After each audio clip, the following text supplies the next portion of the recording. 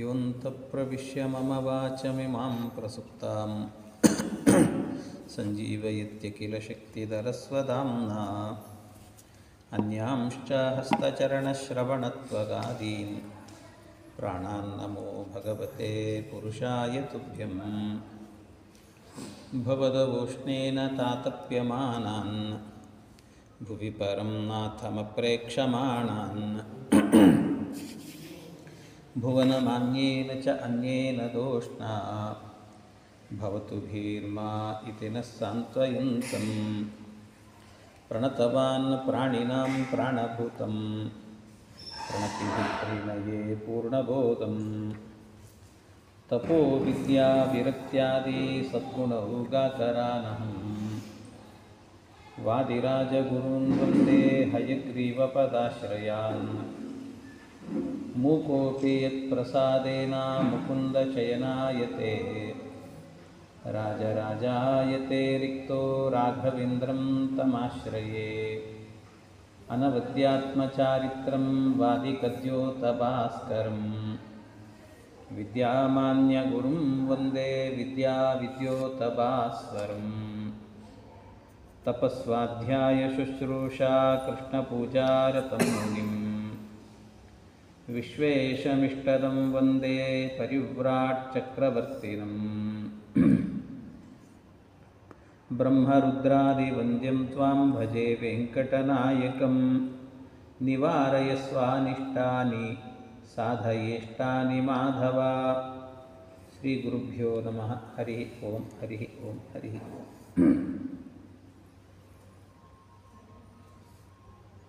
ಶ್ರೀನಿವಾಸದೇವರ ಕಲ್ಯಾಣದ ಚರಿತ್ರೆಯನ್ನು ಭವಿಷ್ಯೋತ್ತರ ಪುರಾಣದಲ್ಲಿ ವಿಸ್ತಾರವಾಗಿ ವರ್ಣನೆ ಮಾಡಿದ್ದಾರೆ. ಪರಮಾತ್ಮ ತಿರುಮಲ ದೇವಸ್ಥಾನ ಅಂದರೆ ಬೆಟ್ಟದ ಮೇಲೆ ಶ್ರೀನಿವಾಸ ಇದ್ದಾನೆ. ಆ ಬೆಟ್ಟ 4 ಯುಗದ ಇತಿಹಾಸ ಇರುವಂಥ ಬೆಟ್ಟ. ಮೊದಲಿಗೆ ಜನಕ ಮಹಾರಾಜ ಸುಖದ ಸುಪ್ಪತ್ತಿಗೆಯಲ್ಲಿದ್ದ. ಎಲ್ಲವೂ ಕೂಡ ಕುಶಧ್ವಜ ನೋಡಿಕೊಳ್ತಿದ್ದಾನೆ ಅಂತ ಅವನಿಗೆ ಒಂದು ಸರ್ತಿ ದುಃಖ ಹೇಗಿರ್ತದೆ ಅಂತ ಕುಶಧ್ವಜ ಸಾಯುವಂತೆ ಮಾಡಿದ ಭಗವಂತ. ಆವಾಗ ದುಃಖ ಅನ್ನೋದು ಹೇಗಿರ್ತದೆ ಅಂತ ಗೊತ್ತಾಯಿತು ಅವನಿಗೆ. ಅದಕ್ಕೆ ಅವನಿಗೆ ಎಚ್ಚರಿಕೆ ಆಯಿತು. ಶತಾನಂದರು ಬಂದರು. ಶತಾನಂದರಿಗೆ ಕೇಳಿದ, ನನಗಿಂತ ಒಂದು ದುಸ್ವಪ್ನ ಬಿದ್ದಿದೆ, ಏನು ಮಾಡಬೇಕು ಅಂತ ಕೇಳಿದ್ದಕ್ಕೆ ಆ ದುಸ್ವಪ್ನದ ಪರಿಹಾರಕ್ಕೋಸ್ಕರವಾಗಿ ಮತ್ತು ಸೀತಾ ಕಲ್ಯಾಣ ಆಗಬೇಕು, ಮಕ್ಕಳಿಗೆಲ್ಲರಿಗೂ ಕೂಡ ಕಲ್ಯಾಣ ಆಗಬೇಕು, ಅದಕ್ಕೋಸ್ಕರವಾಗಿ ಶ್ರೀನಿವಾಸ ಕಲ್ಯಾಣವನ್ನು ವೆಂಕಟೇಶ ಮಹಾತ್ಮ್ಯವನ್ನು ಹೇಳ್ತೇನೆ ನಿಮಗೆ ಅಂತ ಶತಾನಂದರು ಹೇಳಲಿಕ್ಕೆ ಶುರು ಮಾಡಿದರು. ಆ ಶತಾನಂದರು ಹೇಳಲಿಕ್ಕೆ ಶುರು ಮಾಡಿದಾಗ ಆಗ ಅದರ ಮಹಿಮೆ ಹೇಳ್ತಿದ್ದಾರೆ. ಈ ವೆಂಕಟಾಚಲ ಪರ್ವತಕ್ಕೆ ಕೃತಯುಗದಲ್ಲಿ ವೃಷಭಾಚಲ ಅಂತ ಹೆಸರು. ವೃಷಭ ಅನ್ನುವಂಥ ಅಸುರ ಇದ್ದ. ಆ ಅಸುರ ಅಲ್ಲಿ ಸಾಳಗ್ರಾಮದ ಪೂಜೆ ಮಾಡಿಕೊಂಡು ನರಸಿಂಹ ಸಾಳಗ್ರಾಮವನ್ನು ದೇವರ ಜೊತೆಗೆ ಯುದ್ಧ ಮಾಡಿ ಸೋಲಿಸಬೇಕು ಅಂತಿದ್ದ. ಅದಕ್ಕೆ ದೇವರು ಪ್ರತ್ಯಕ್ಷರಾಗಿ ಅವನ ತಲೆ ಕಡ್ಕೊಂಡ್ರೆ ಚಿಗುರ್ತಿತ್ತು. ಪ್ರತ್ಯಕ್ಷರಾಗಿ ಯುದ್ಧ ಭಿಕ್ಷಾಂಚ ದೇಹಿಮೆ ಅಂತ ಕೇಳಿದ. ಯುದ್ಧ ಬೇಕು ಅಂತ ಕೇಳಿದ್ದಕ್ಕೆ ನಿನ್ನ ತಲೆ ಕಡಿತೇನೆ ಎಂದ ಭಗವಂತ. ನನಗೆ ಚಿಗುರ್ತದೆ ಎಂದ ಇವನು. ಚಿಗುರದೇ ಇರೋ ಥರ ಕಡಿತೀನಿ ನಾನು ಅಂತ ಪರಮಾತ್ಮ ಅವನು ಕಡ.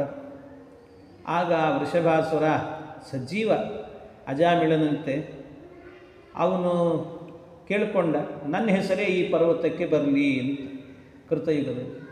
ಆದ್ದರಿಂದ ವೃಷಭಾಚಲ ಅಂತ ಹೆಸರದಕ್ಕೆ ಕೃತಯುಗದಲ್ಲಿ.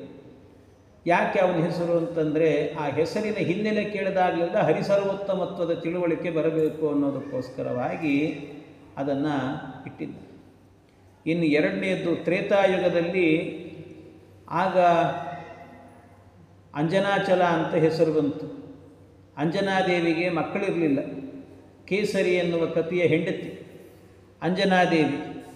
ಆ ಅಂಜನಾದೇವಿ ಮಕ್ಕಳಿಲ್ಲ ಅಂತ ಮತಂಗ ಋಷಿಗಳನ್ನು ಕೇಳಿದಾಗ ಅವರು ದ್ವಾದಶಾಬ್ದ ವ್ರತವನ್ನು ಮಾಡು ಅಂತ ಹೇಳಿದರು. ಆ ದ್ವಾದಶಾಬ್ದ ವ್ರತವನ್ನು ಮಾಡುವಾಗ ಪ್ರತಿನಿತ್ಯವೂ ಕೂಡ ಸ್ವಾಮಿ ಪುಷ್ಕರಣಿ ತೀರ್ಥದಲ್ಲಿ ಸ್ನಾನ ಮಾಡಿ, ಅಲ್ಲಿ ವರಾಹರೂಪಿ ಭಗವಂತನ ದರ್ಶನ ಮಾಡಿ, ಅಶ್ವತ್ಥ ವೃಕ್ಷಕ್ಕೆ ಪ್ರದಕ್ಷಿಣೆ ಮಾಡಿ, ತೀರ್ಥವನ್ನು ಸ್ವೀಕಾರ ಮಾಡಿ, ಆಕಾಶಗಂಗೆಗೆ ಹೋಗಿ ತಪಸ್ಸನ್ನು ಮಾಡೋದು. ಈ ರೀತಿ ದ್ವಾದಶಾಬ್ದ ವ್ರತವನ್ನು ಮಾಡಿದ್ಲು. ಈ ವ್ರತವನ್ನು ಮಾಡುವಾಗಲೇ ಆ ಕೇಸರಿ ಎನ್ನುವ ಕಪಿಗಳಿಗೂ ಕೂಡ ಭರದ್ವಾಜ ಮುನಿಗಳು ವರವನ್ನು ಕೊಟ್ಟಿದ್ದರು. ಅವರು ಹೇಳಿದರು, ಶಂಖಶಬಲಾಸುರ ಅನ್ನೋ ದೈತ್ಯನನ್ನು ಕೊಂದಿದ್ದಿ ನೀನು, ಅದಕ್ಕೆ ನಿನಗೆ ಜೀವೋತ್ತಮರೇ ನಿನ್ನ ಮಕ್ಕಳಾಗಿ ಅವತಾರ ಮಾಡುತ್ತಾರೆ ಅಂತ ಹೇಳಿದರು. ಅದಕ್ಕೆ ಸರಿಯಾಗಿ ವಾಯುದೇವರು ಬಂದು ಒಂದು ಫಲ ಕೊಟ್ಟು ಹೋದರೆ ಒಂದು ಕೂಸು ಹುಟ್ಟಿತ್ತು. ಆ ಕೂಸಿಗೇನೆ ಹನುಮಂತ ಅಂತ ಹೆಸರಿಟ್ಟು. ಹನುಮಂತ ಹುಟ್ಟಿದ ದಿವಸವೇ ಆಕಾಶಕ್ಕೆ ಹಾರಿದ್ನಂತೆ.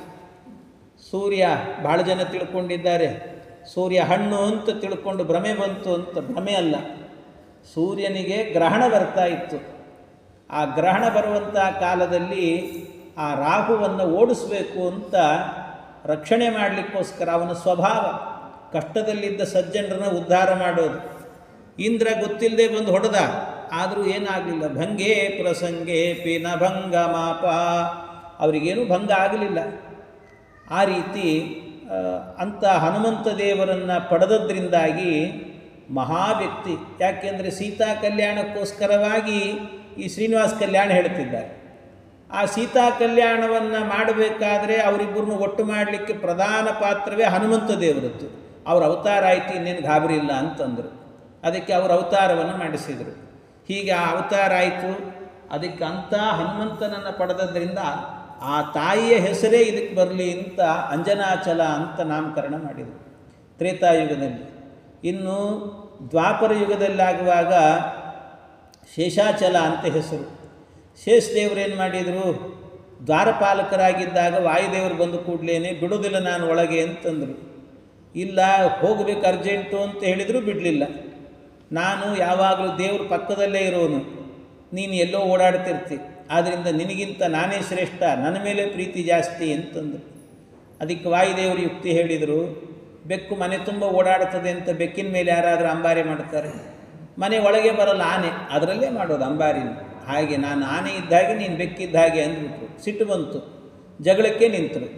ಆಗ ಭಗವಂತ ಬಂದ, ಇಲ್ಲ ನೀವಿಬ್ಬರಲ್ಲಿ ಯಾರು ಉತ್ತಮರು ಅಂತ ತೀರ್ಮಾನ ಆಗಬೇಕು ಅಂತಾದರೆ ಬಲಾಬಲ ಪರೀಕ್ಷೆ ನಡೀಲಿ ಅಂತ ಆ ಬಲಾಬಲ ಪರೀಕ್ಷೆಯನ್ನು ಮಾಡಿದರು. ಬಲಾಬಲ ಪರೀಕ್ಷೆಯನ್ನು ಮಾಡಿದಾಗ ಆ ಪರೀಕ್ಷೆಯಲ್ಲಿ ಆನಂದಾದ್ರಿಯನ್ನು ಗಟ್ಟಿ ಹಿಡಿದ್ರು ಶೇಷದೇವರು.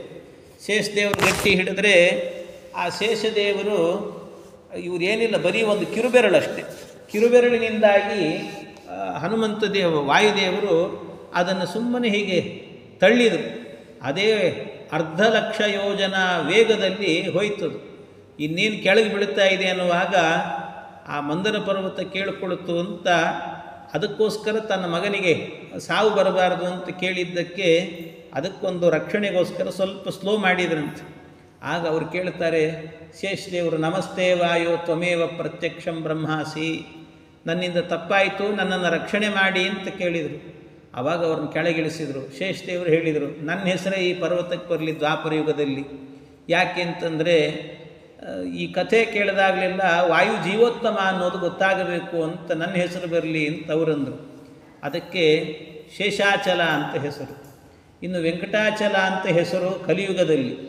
ಯಾಕಿದಕ್ಕೆ ವೆಂಕಟಾಚಲ ಅಂತ ಹೆಸರು ಅಂತಂದರೆ, ಈ ಮಾಧವ ಅಂತ ಒಬ್ಬ ಬ್ರಾಹ್ಮಣ, ಮಾಧವ ಬ್ರಾಹ್ಮಣನ ಪುರಂದರನ ಮಗ, ಪುರಂದರ ಅನ್ನೋ ಬ್ರಾಹ್ಮಣನ ಮಗ ಮಾಧವ ಬ್ರಾಹ್ಮಣ ಒಬ್ಬ ವೇಶ್ಯೆಯನ್ನು ಸಂಪರ್ಕ ಮಾಡಿ ಅವಳ ಜೊತೆಗೆ ಬದುಕಿದ, ಕುಂತಲ ಅಂತ.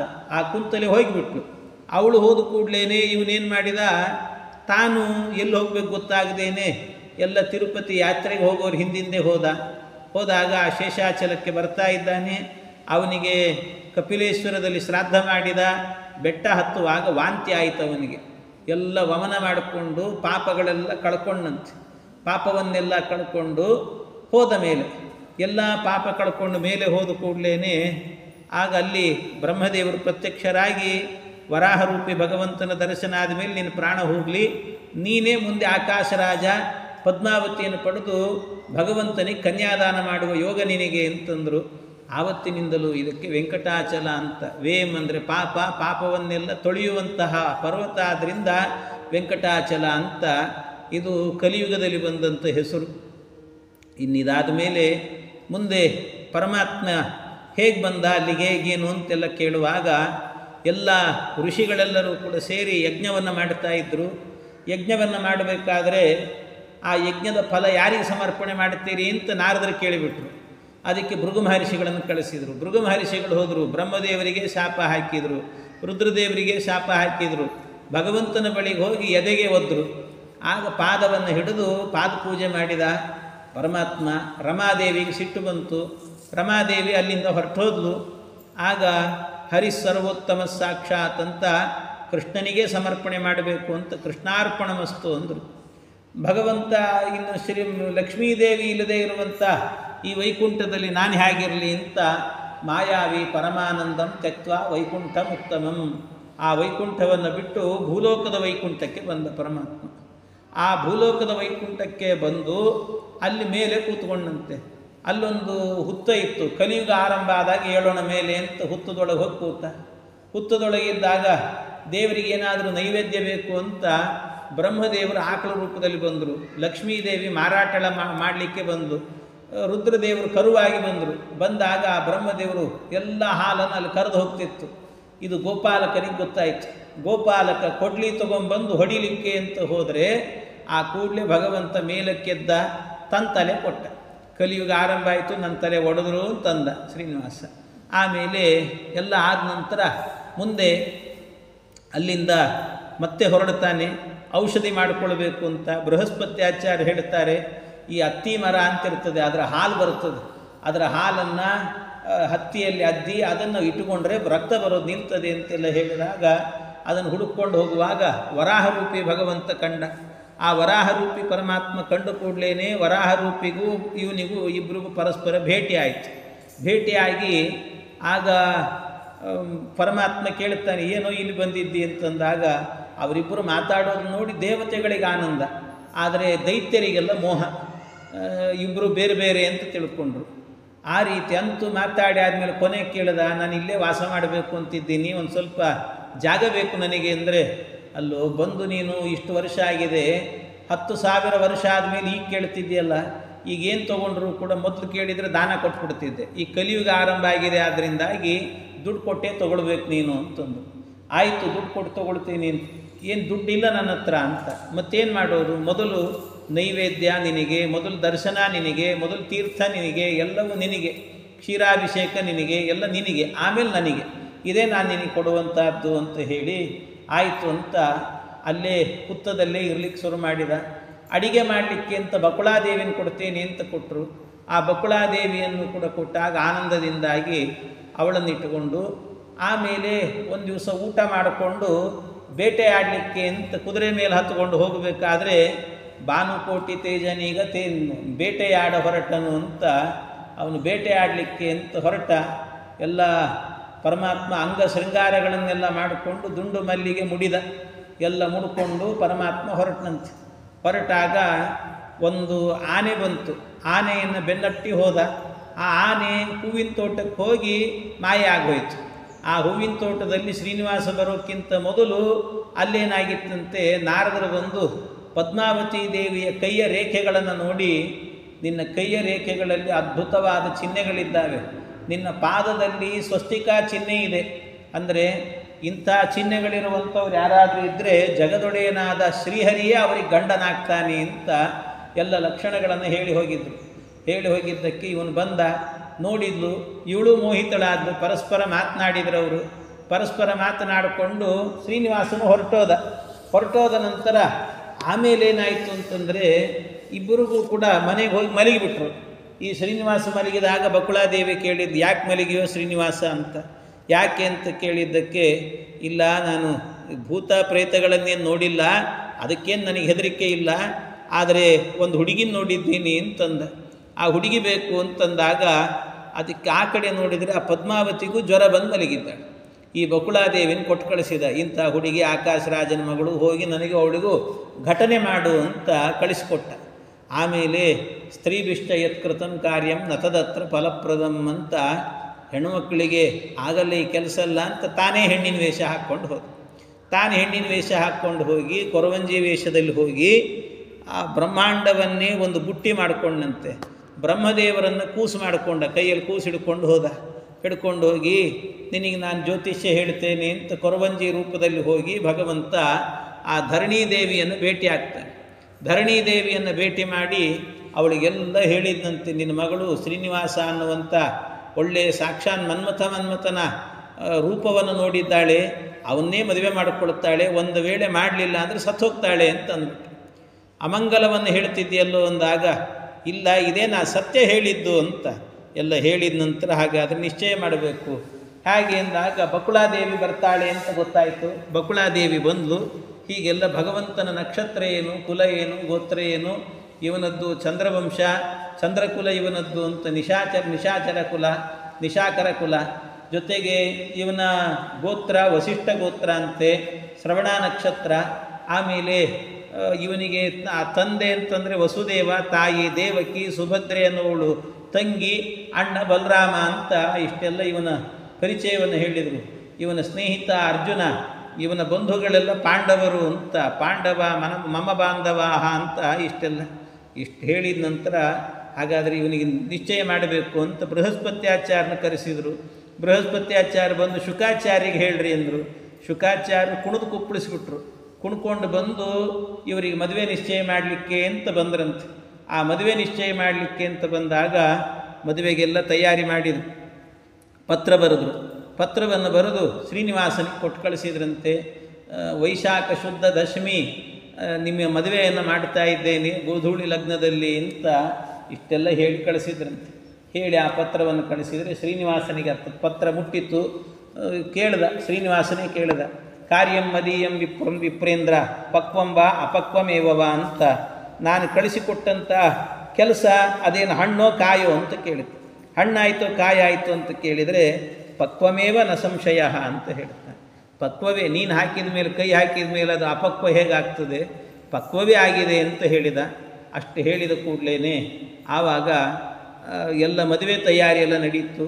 ಅದಕ್ಕೆ ಬ್ರಹ್ಮದೇವರನ್ನು ಕರೆಸ್ರಿ ಅಂದರು, ಲಕ್ಷ್ಮೀದೇವಿನ ಕರೆಸ್ರಿ ಅಂತ, ಎಣ್ಣೆ ಸ್ನಾನ ಆಗಬೇಕು, ಮಾಡಬೇಕು, ಎಲ್ಲ ಆಯಿತು.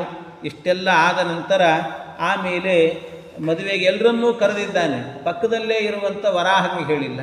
ಆ ವರಾಹನಿಗೆ ಹೇಳಬೇಕು ಅಂತ ಅವನಿಗೆ ಹೇಳಿದಾಗ ಅವನು ಬರಲಿಕ್ಕಾಗಲ್ಲ ಅಂದರೆ ಕುಲದೇವಿ ಪ್ರತಿಷ್ಠೆ ಮಾಡೀನಿ, ನೈವೇದ್ಯ ಮಂಗಳಾರತಿ ಮಾಡ್ಕೊಂಡು ಇದ್ದುಬಿಡು ಅಂತ ಅವನಿಗೆ ಹೇಳಿದ್ನಂತೆ.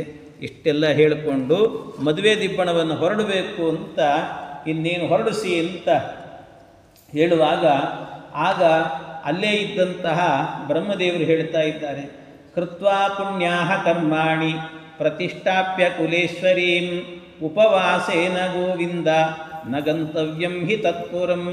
ಬ್ರಹ್ಮದೇವರು ಹೇಳಿಬಿಟ್ರು, ಶ್ರೀನಿವಾಸ ಇಷ್ಟೆಲ್ಲ ಮಾಡಿದ್ದೀಯಲ್ಲೋ, ಪುಣ್ಯಾಹ ವಾಚನ ಆಗಿದೆ, ದೇವ್ರ ಸಮಾರಾಧನೆ ಆಗಿದೆ, ಇಷ್ಟೆಲ್ಲ ಆದಮೇಲೆ ಒಂದು 4 ಜನ ಬ್ರಾಹ್ಮಣರಿಗೆ ಊಟಕ್ಕೆ ಹಾಕದೆ ಉಪವಾಸ ಕರ್ಕೊಂಡು ಹೋದರೆ ಅದು ಒಳ್ಳೇದಲ್ಲಪ್ಪ ಅಂತ ಅಂದ್ಬಿಟ್ರಂತೆ.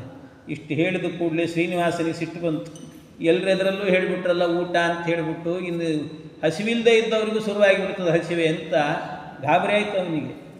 ಕಥಂ ಕಾರ್ಯಂ ಚ ನೈವ ಜಾನಾಸಿ ಪುತ್ರಕ, ಅಲ್ಲ ಹೇಗೆ ಮಾಡಬೇಕು, ಎಲ್ಲಿ ಏನು ಮಾತಾಡಬೇಕು ಅನ್ನುವಂಥ ವಿಚಾರವೇ ಗೊತ್ತಿಲ್ಲ ನಿಮಗೆಲ್ಲ, ಯಾಕೆ ಹೀಗೆಲ್ಲ ಮಾತಾಡ್ತೀರಿ? ದ್ರವ್ಯಾಣ ಮಯುತಂ ತಾತ ಗತಮ್ಮೆ ಕಾನನೇಗಿರು, ನನ್ನ ಹತ್ರ ದುಡ್ಡಿಲ್ಲ, ಮಣ್ಣಿಲ್ಲ, ಭಗವಂತ ಹೇಳ್ತಾನೆ ಏನಿಲ್ಲ, ಹೆಂಗೆ ಮಾಡೋದು ನಾನು ಅಂತ ತೂಷ್ಣೀ ಮಾಸ ಮಹಾರ. ಆವಾಗ ರುದ್ರದೇವರು ಬಂದು ಶ್ರೋತವ್ಯಂ ವಚನಂ ತಾತ ಮಮ ಬಾಲಸ್ಯ ಮಾಧವ ವಿವಾಹಕರಣೇ ದೇವ ತಥಾ ಭವನ ಕರ್ಮಣಿ. ಇದು ಹೇಳ್ತಾರೆ, ಹೌದೌದು ನೀ ಹೇಳಿದ್ದು ಸರಿ ಶ್ರೀನಿವಾಸ ಅಂತಂದ. ಅಜ್ಜ ನೀ ಹೇಳಿದ್ದು ಸರಿ ಅಂತ ರುದ್ರದೇವರು, ನೀವು ಹೇಳಿದ್ದು ಸರಿ ಇದೆ. ಯಾಕೆ ಅಂತಂದರೆ ಜೀವನದಲ್ಲಿ ಒಂದು ಮದುವೆ, ಇನ್ನೊಂದು ಮನೆ, ಇದೆರಡು ಮಾಡೋದಿದೆಯಲ್ಲ ಬಹಳ ಹರಸಾಹಸ ಇದು ಅಂತ ಹೇಳ್ತಾರೆ. ಅದನ್ನೇ ಹೇಳ್ತಾರೆ ವಿವಾಹಕರಣೇ ದೇವ ತಥಾ ಭವನ ಕರ್ಮಣಿ ಅಂತ. ಭವನ ಅಂದರೆ ಮನೆ ಕಟ್ಟೋದು, ಇನ್ನೊಂದು ವಿವಾಹ ಮಾಡೋದು. ಇದೊಂದು ದೊಡ್ಡ ಒಂದು ಏನಂತಾರೆ ಗೆದ್ದು ಬಿಡೋಂಗೆ ಜೀವನದಲ್ಲಿ ಅಂತ. ಆ ರೀತಿ ಅಂಥ ಕೆಲಸ ಇದೆಲ್ಲವೂ ಕೂಡ ಆರಬ್ಧಸ್ಯಾಂತ ಪರ್ಯಂತಂ ಯೋಹಿ ಯತ್ನಂ ಸಮಾಚರೇತ್, ಅದನ್ನು ಆರಂಭ ಮಾಡಿ ಕೊನೆಗೆ ತಂದು ನಿಲ್ಲಿಸೋದಿದೆಯಲ್ವ, ಅಷ್ಟರಲ್ಲಿ ಮನುಷ್ಯನ ಜೀವನ ಅನ್ನುವಂಥದ್ದು ಸಾಕಪ್ಪ ಅನಿಸ್ಬಿಡ್ತದಂತ ಸರ್. ಹಂಗಾಗ್ತದೆ. ಆದ್ದರಿಂದಾಗಿ ಅಂಥ ಕೆಲಸ ಇದು ನನಗೆ ಅರ್ಥ ಆಗ್ತದೆ ಅಂತಂದು ಭಗವಂತನು ಹೌದು ಪರವಾಗಿಲ್ಲ, ಸಣ್ಣವನಾದರೂ ಚೆನ್ನಾಗಿ ಅರ್ಥ ಮಾಡ್ಕೊಂಡು ನೀನು ಅಂತ ರುದ್ರದೇವರಿಗೂ ಹೇಳಿದ್ರಂತೆ. ಇಷ್ಟು ಹೇಳಿದ ನಂತರ ಆಮೇಲೆ ಈಗ ನಾನು ಇಷ್ಟು ಜನರಿಗೆ ಊಟಕ್ಕೆ ಹಾಕಬೇಕು ಅಂತಂದರೆ ಎಲ್ಲಿ ನನಗೆ ಯಾರು ಸಾಲ ಕೊಡ್ತಾರೆ, ಏನು ಕತೆ ಅಂತ ಪರಮಾತ್ಮ ವಿಚಾರ ಮಾಡಿದ. ಎಲ್ಲಿಂದ ದುಡ್ಡು ತರಬೇಕು ನಾನು ಅಂತ. ಆಗ ಕೋವಾ ಅದ್ಯ ಋಣದಾತ ಅಸ್ತಿ ವಿವಾಹಸ್ಯಾಸ್ಯ ಪುಷ್ಕಲಂ. ಆಗ ಭಗವಂತ ರಹಸ್ಯಂ ವರ್ತತೆ ಕಿಂಚಿತ್ ಇತಯೇ ಹಿ ಧನಾಧಿಪ. ಕುಬೇರನನ್ನು ಕರೆದಂತೆ ಭಗವಂತ. ಕುಬೇರನನ್ನು ಕರೆದು ಬಾಯಿಲ್ಲಿ ಅಂತ ಹತ್ರಕ್ಕೆ ಕರೆದು ಏಕಾಂತದಲ್ಲಿ ಹೇಳಿದಂತೆ, ನೋಡು ನನಗೆ ಮದುವೆ ಇದೆ, ಅದಕ್ಕೋಸ್ಕರವಾಗಿ ಸಾಧಯಸ್ವಾದ್ಯ ವಸುಪ ಕಲ್ಯಾಣಮ್ಮೆ ಕಲೋಯುಗೆ, ನನ್ನ ಮದುವೆ ನಡೆಸ್ಕೊಟ್ಬಿಡು ನೀನು ಅಂತಂದು. ಅಲ್ಲ ನಾನೇನು ನಡೆಸ್ಕೊಡೋದು ಶ್ರೀನಿವಾಸ, ನಿಂದೇ ಅಲ್ವ ಎಲ್ಲ ಅಂದರೆ, ಇಲ್ಲ ನಿಂದಲ್ಲ ನಂದು ಹೌದು, ಆದರೆ ದುಡ್ಡಿಲ್ಲ ನನ್ನ ಹತ್ರ, ದುಡ್ಡು ಸಹಾಯ ಮಾಡು ಅಂತಂದು. ಶ್ರೀನಿವಾಸ ನಾನೇನು ಸಹಾಯ ಮಾಡೋದು ಭಗವಂತ, ನೀನು ಕೊಟ್ಟ ಕೆಲಸ ನಾ ಮಾಡ್ತಿದ್ದೀನಿ, ನಿಂದೇ ಅದು ಸಂಪತ್ತು ತೊಗೊಂಬಿಡು ಅಂತಂದು. ಅದಕ್ಕೆ ಭಗವಂತ ಹೇಳ್ತಾನೆ, ಹಾಗೆಲ್ಲ ಇಲ್ಲ. ಯಾಕೆ ಅಂತಂದರೆ ನಾನು ತವಾಧೀನವಿದಂ ಸರ್ವಂ, ಹೌದು ನನ್ನ ಅಧೀನ ಹೌದು, ಆದರೂ ಕೂಡ ಏಕಸ್ಮಿನ್ ಬ್ರಹ್ಮದಿವಸೇ ತ್ವವತಾರ ದಶಸ್ಮೃತಃ. ಒಂದು ಬ್ರಹ್ಮನ ಒಂದು ದಿನದಲ್ಲಿ 10 ಅವತಾರಗಳನ್ನು ಮಾಡ್ತೀನಿ ನಾನು. ಪರಮಾತ್ಮ ಹೇಳ್ತಾನೆ 10 ಅವತಾರಗಳನ್ನು ಮಾಡ್ತೇನೆ. ಮಮಾವತಾರ ಸಮಯೇ ನಾನಯಾಮಿ ಧನಂ ಗೃಹಾತ್. ನಾನು ಅವತಾರ ಮಾಡಲಿಕ್ಕೆ ಅಂತ ಕೆಳಗೆ ಬರಬೇಕಾದ್ರೆ ವೈಕುಂಠದಿಂದ ಅಲ್ಲಿಂದ ಇಲ್ಲಿಗೇನು ತರಲ್ಲ, ನನ್ನ ನಿಯಮ ಇದು ಅಂತಾನೆ ಪರಮಾತ್ಮ. ಅಲ್ಲಿಂದ ನಾನು ಇಲ್ಲಿಗೇನೂ ತರೋದಿಲ್ಲ.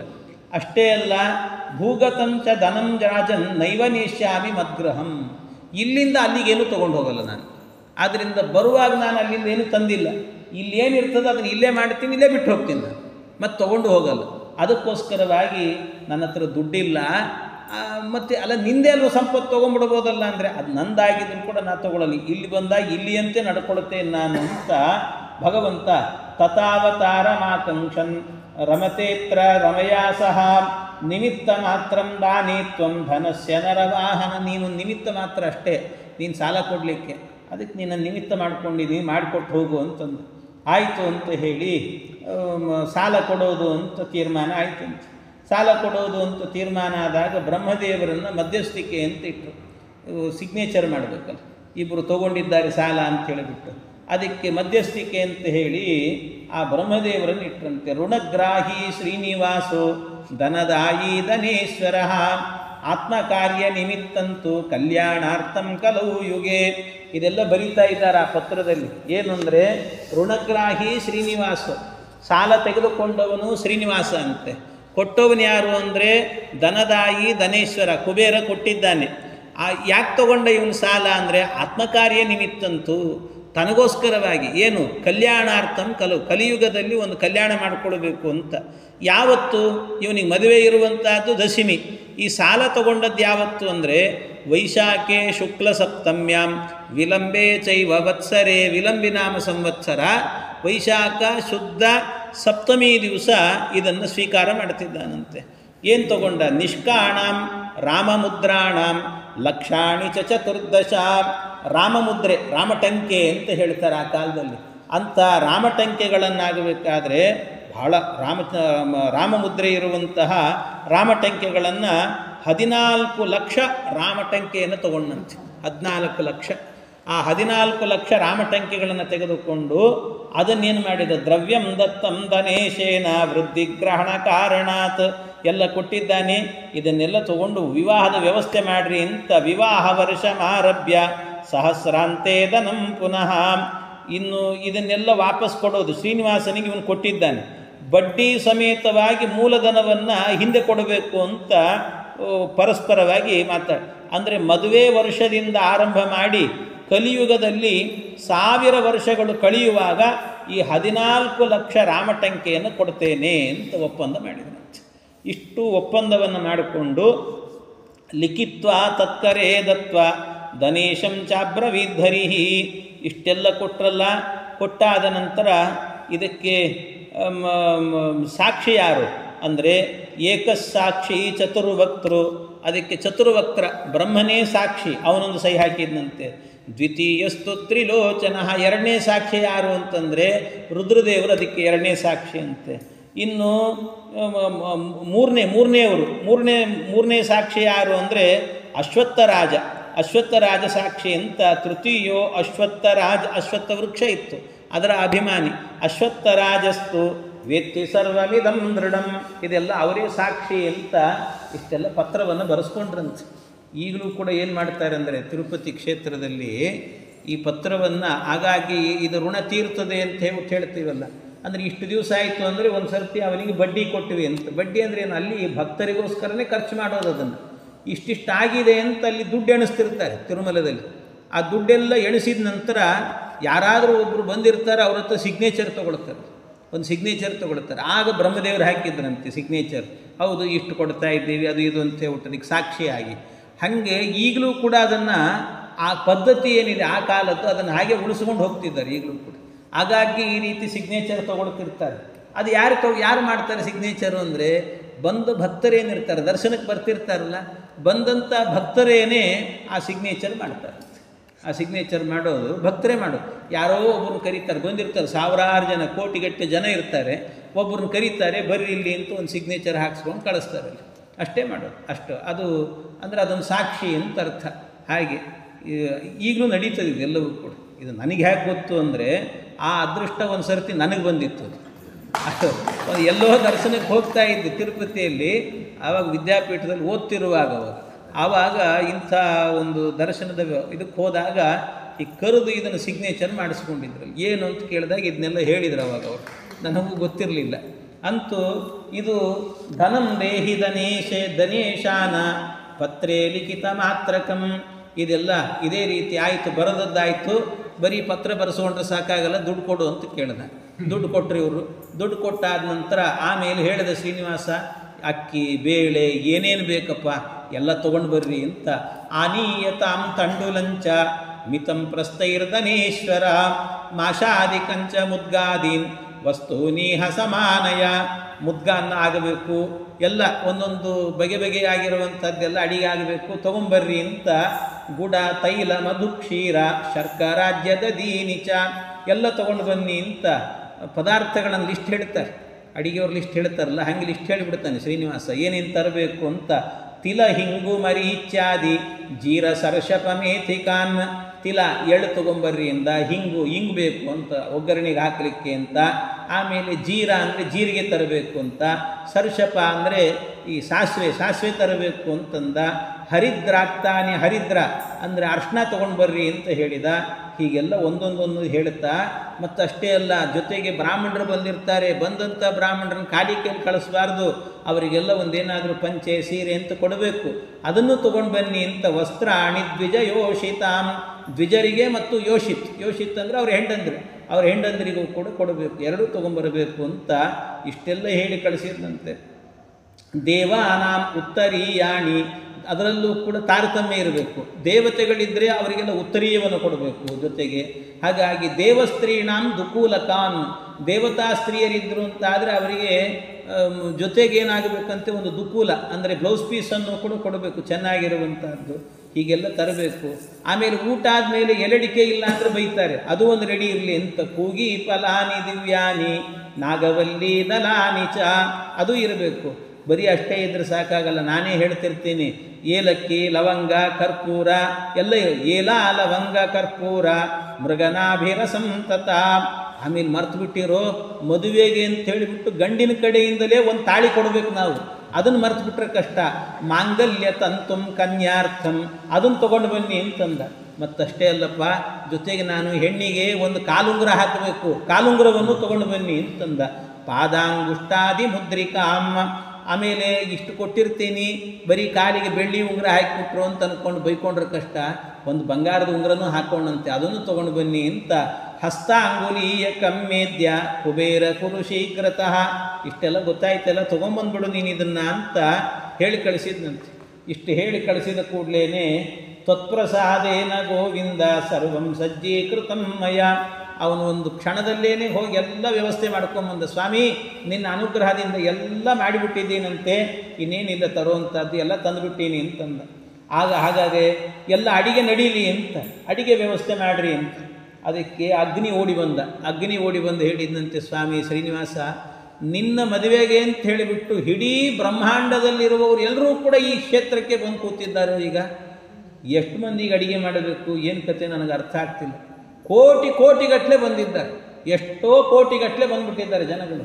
ಎಷ್ಟಿದ್ದಾರೆ ಅಂತಂದರೆ ನಿನ್ನ ಮದುವೆಗೋಸ್ಕರ ಅಹೋಬಿಳದ ಬೆಟ್ಟದಿಂದ ಹಿಡ್ಕೊಂಡು ಶ್ರೀಶೈಲ, ಈ ಕಡೆ ತಿರುಮಲ, ಎಲ್ಲ ಬೆಟ್ಟದಲ್ಲೂ ನಿನ್ನವರೇ ಸೇರಿಕೊಂಡಿದ್ದಾರೆ. ಅಷ್ಟು ಜನರಿಗೆ ಅಡಿಗೆ ಆಗಬೇಕು. ಏನು ಮಾಡಲಿ, ಅದಕ್ಕೆ ಹೆಂಗೆ ಮಾಡಲಿ? ಇಷ್ಟು ಜನರಿಗೆ ಅಡಿಗೆ ಆಗಬೇಕು ಅಂತಂದರೆ ಅಂಥ ಪಾತ್ರೆಗಳು ಬೇಕಲ್ವೋ, ಎಲ್ಲಿದ್ದಾವೆ ಅಂತ. ಇಷ್ಟು ಜನರಿಗೆ ಒಟ್ಟಿಗೆ ಅಡಿಗೆ ಆಗಬೇಕು ಅಂದರೆ ಎಲ್ಲಿ ಪಾತ್ರೆ ಅಂತರಲಿ ನಾನು?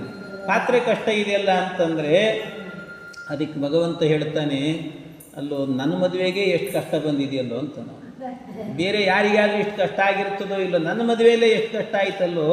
ಭವತಾಂ ಭವನೇ ತಾತ ಕಿಂಚಿಜ್ಜಾತೆ ಮಹೋತ್ಸವೇ ಭಾಜನಾನಿ ಮಹಾಭಾಗ ವರ್ಧಂತೆ ವಟಬೀಜವತ್. ಈ ವಟಬೀಜ ಇರ್ತದಲ್ಲ, ಅದರಂತೆ ಬೇರೆಯವ್ರ ಮದುವೆಗಳು ನಡೆದ್ರೆ ಬೇಕಾದಷ್ಟು ಪಾತ್ರೆ ಬೇಕು ಅಂದರೆ ಪಾತ್ರೆ ಹುಡ್ತಿರ್ತದೆ, ಅಡಿಗೆ ಬೇಕಂದ್ರೆ ಅಡಿಗೆ ಹುಡ್ತಿರ್ತದೆ, ಎಲ್ಲ ಆಗ್ತಿರ್ತದೆ. ನನ್ನ ಮದುವೆಯಲ್ಲಿ ಮಾತ್ರ ಯಾಕೋ ಇಷ್ಟು ಒಂದೇ ಒಂದು ಪಾತ್ರೆ ಸಿಗ್ತಿಲ್ಲಲ್ಲ ಇಷ್ಟು ಜನರಿಗೆ ಅಡಿಗೆ ಮಾಡಲಿಕ್ಕೆ. ಮಮ ಕಲ್ಯಾಣ ಸಮಯೇ ಬಾಂಡಮೇಕಂ ನ ದೃಶ್ಯತೆ. ಯಾಕೆ ಹೀಗಾಯಿತು ಅಂತ ಈ ರೀತಿ ಹೇಳ್ತಾ, ಆಯ್ತು ತಡಿ ಉಪಾಯ ಮಾಡ್ತೀನಿ ಅಂತ ಶ್ರೀನಿವಾಸ ತಾನೇ ಉಪಾಯ ಮಾಡಿದ. ಉಪಾಯಂ ಶೃಣು ಸಪ್ತಾಸ್ಯ ಪಾಕಾರ್ಥಂ ಭಾಜನೈರ್ವಿನ.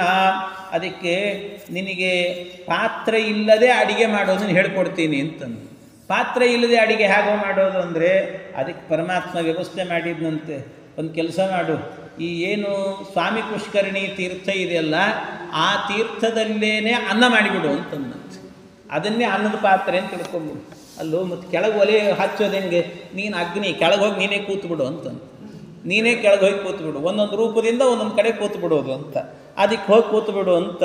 ಅಲ್ಲಿ ಇಷ್ಟು ವ್ಯವಸ್ಥೆ. ಅನ್ನವನ್ನು ಸ್ವಾಮಿ ಸರೋವರದಲ್ಲಿ ಮಾಡು.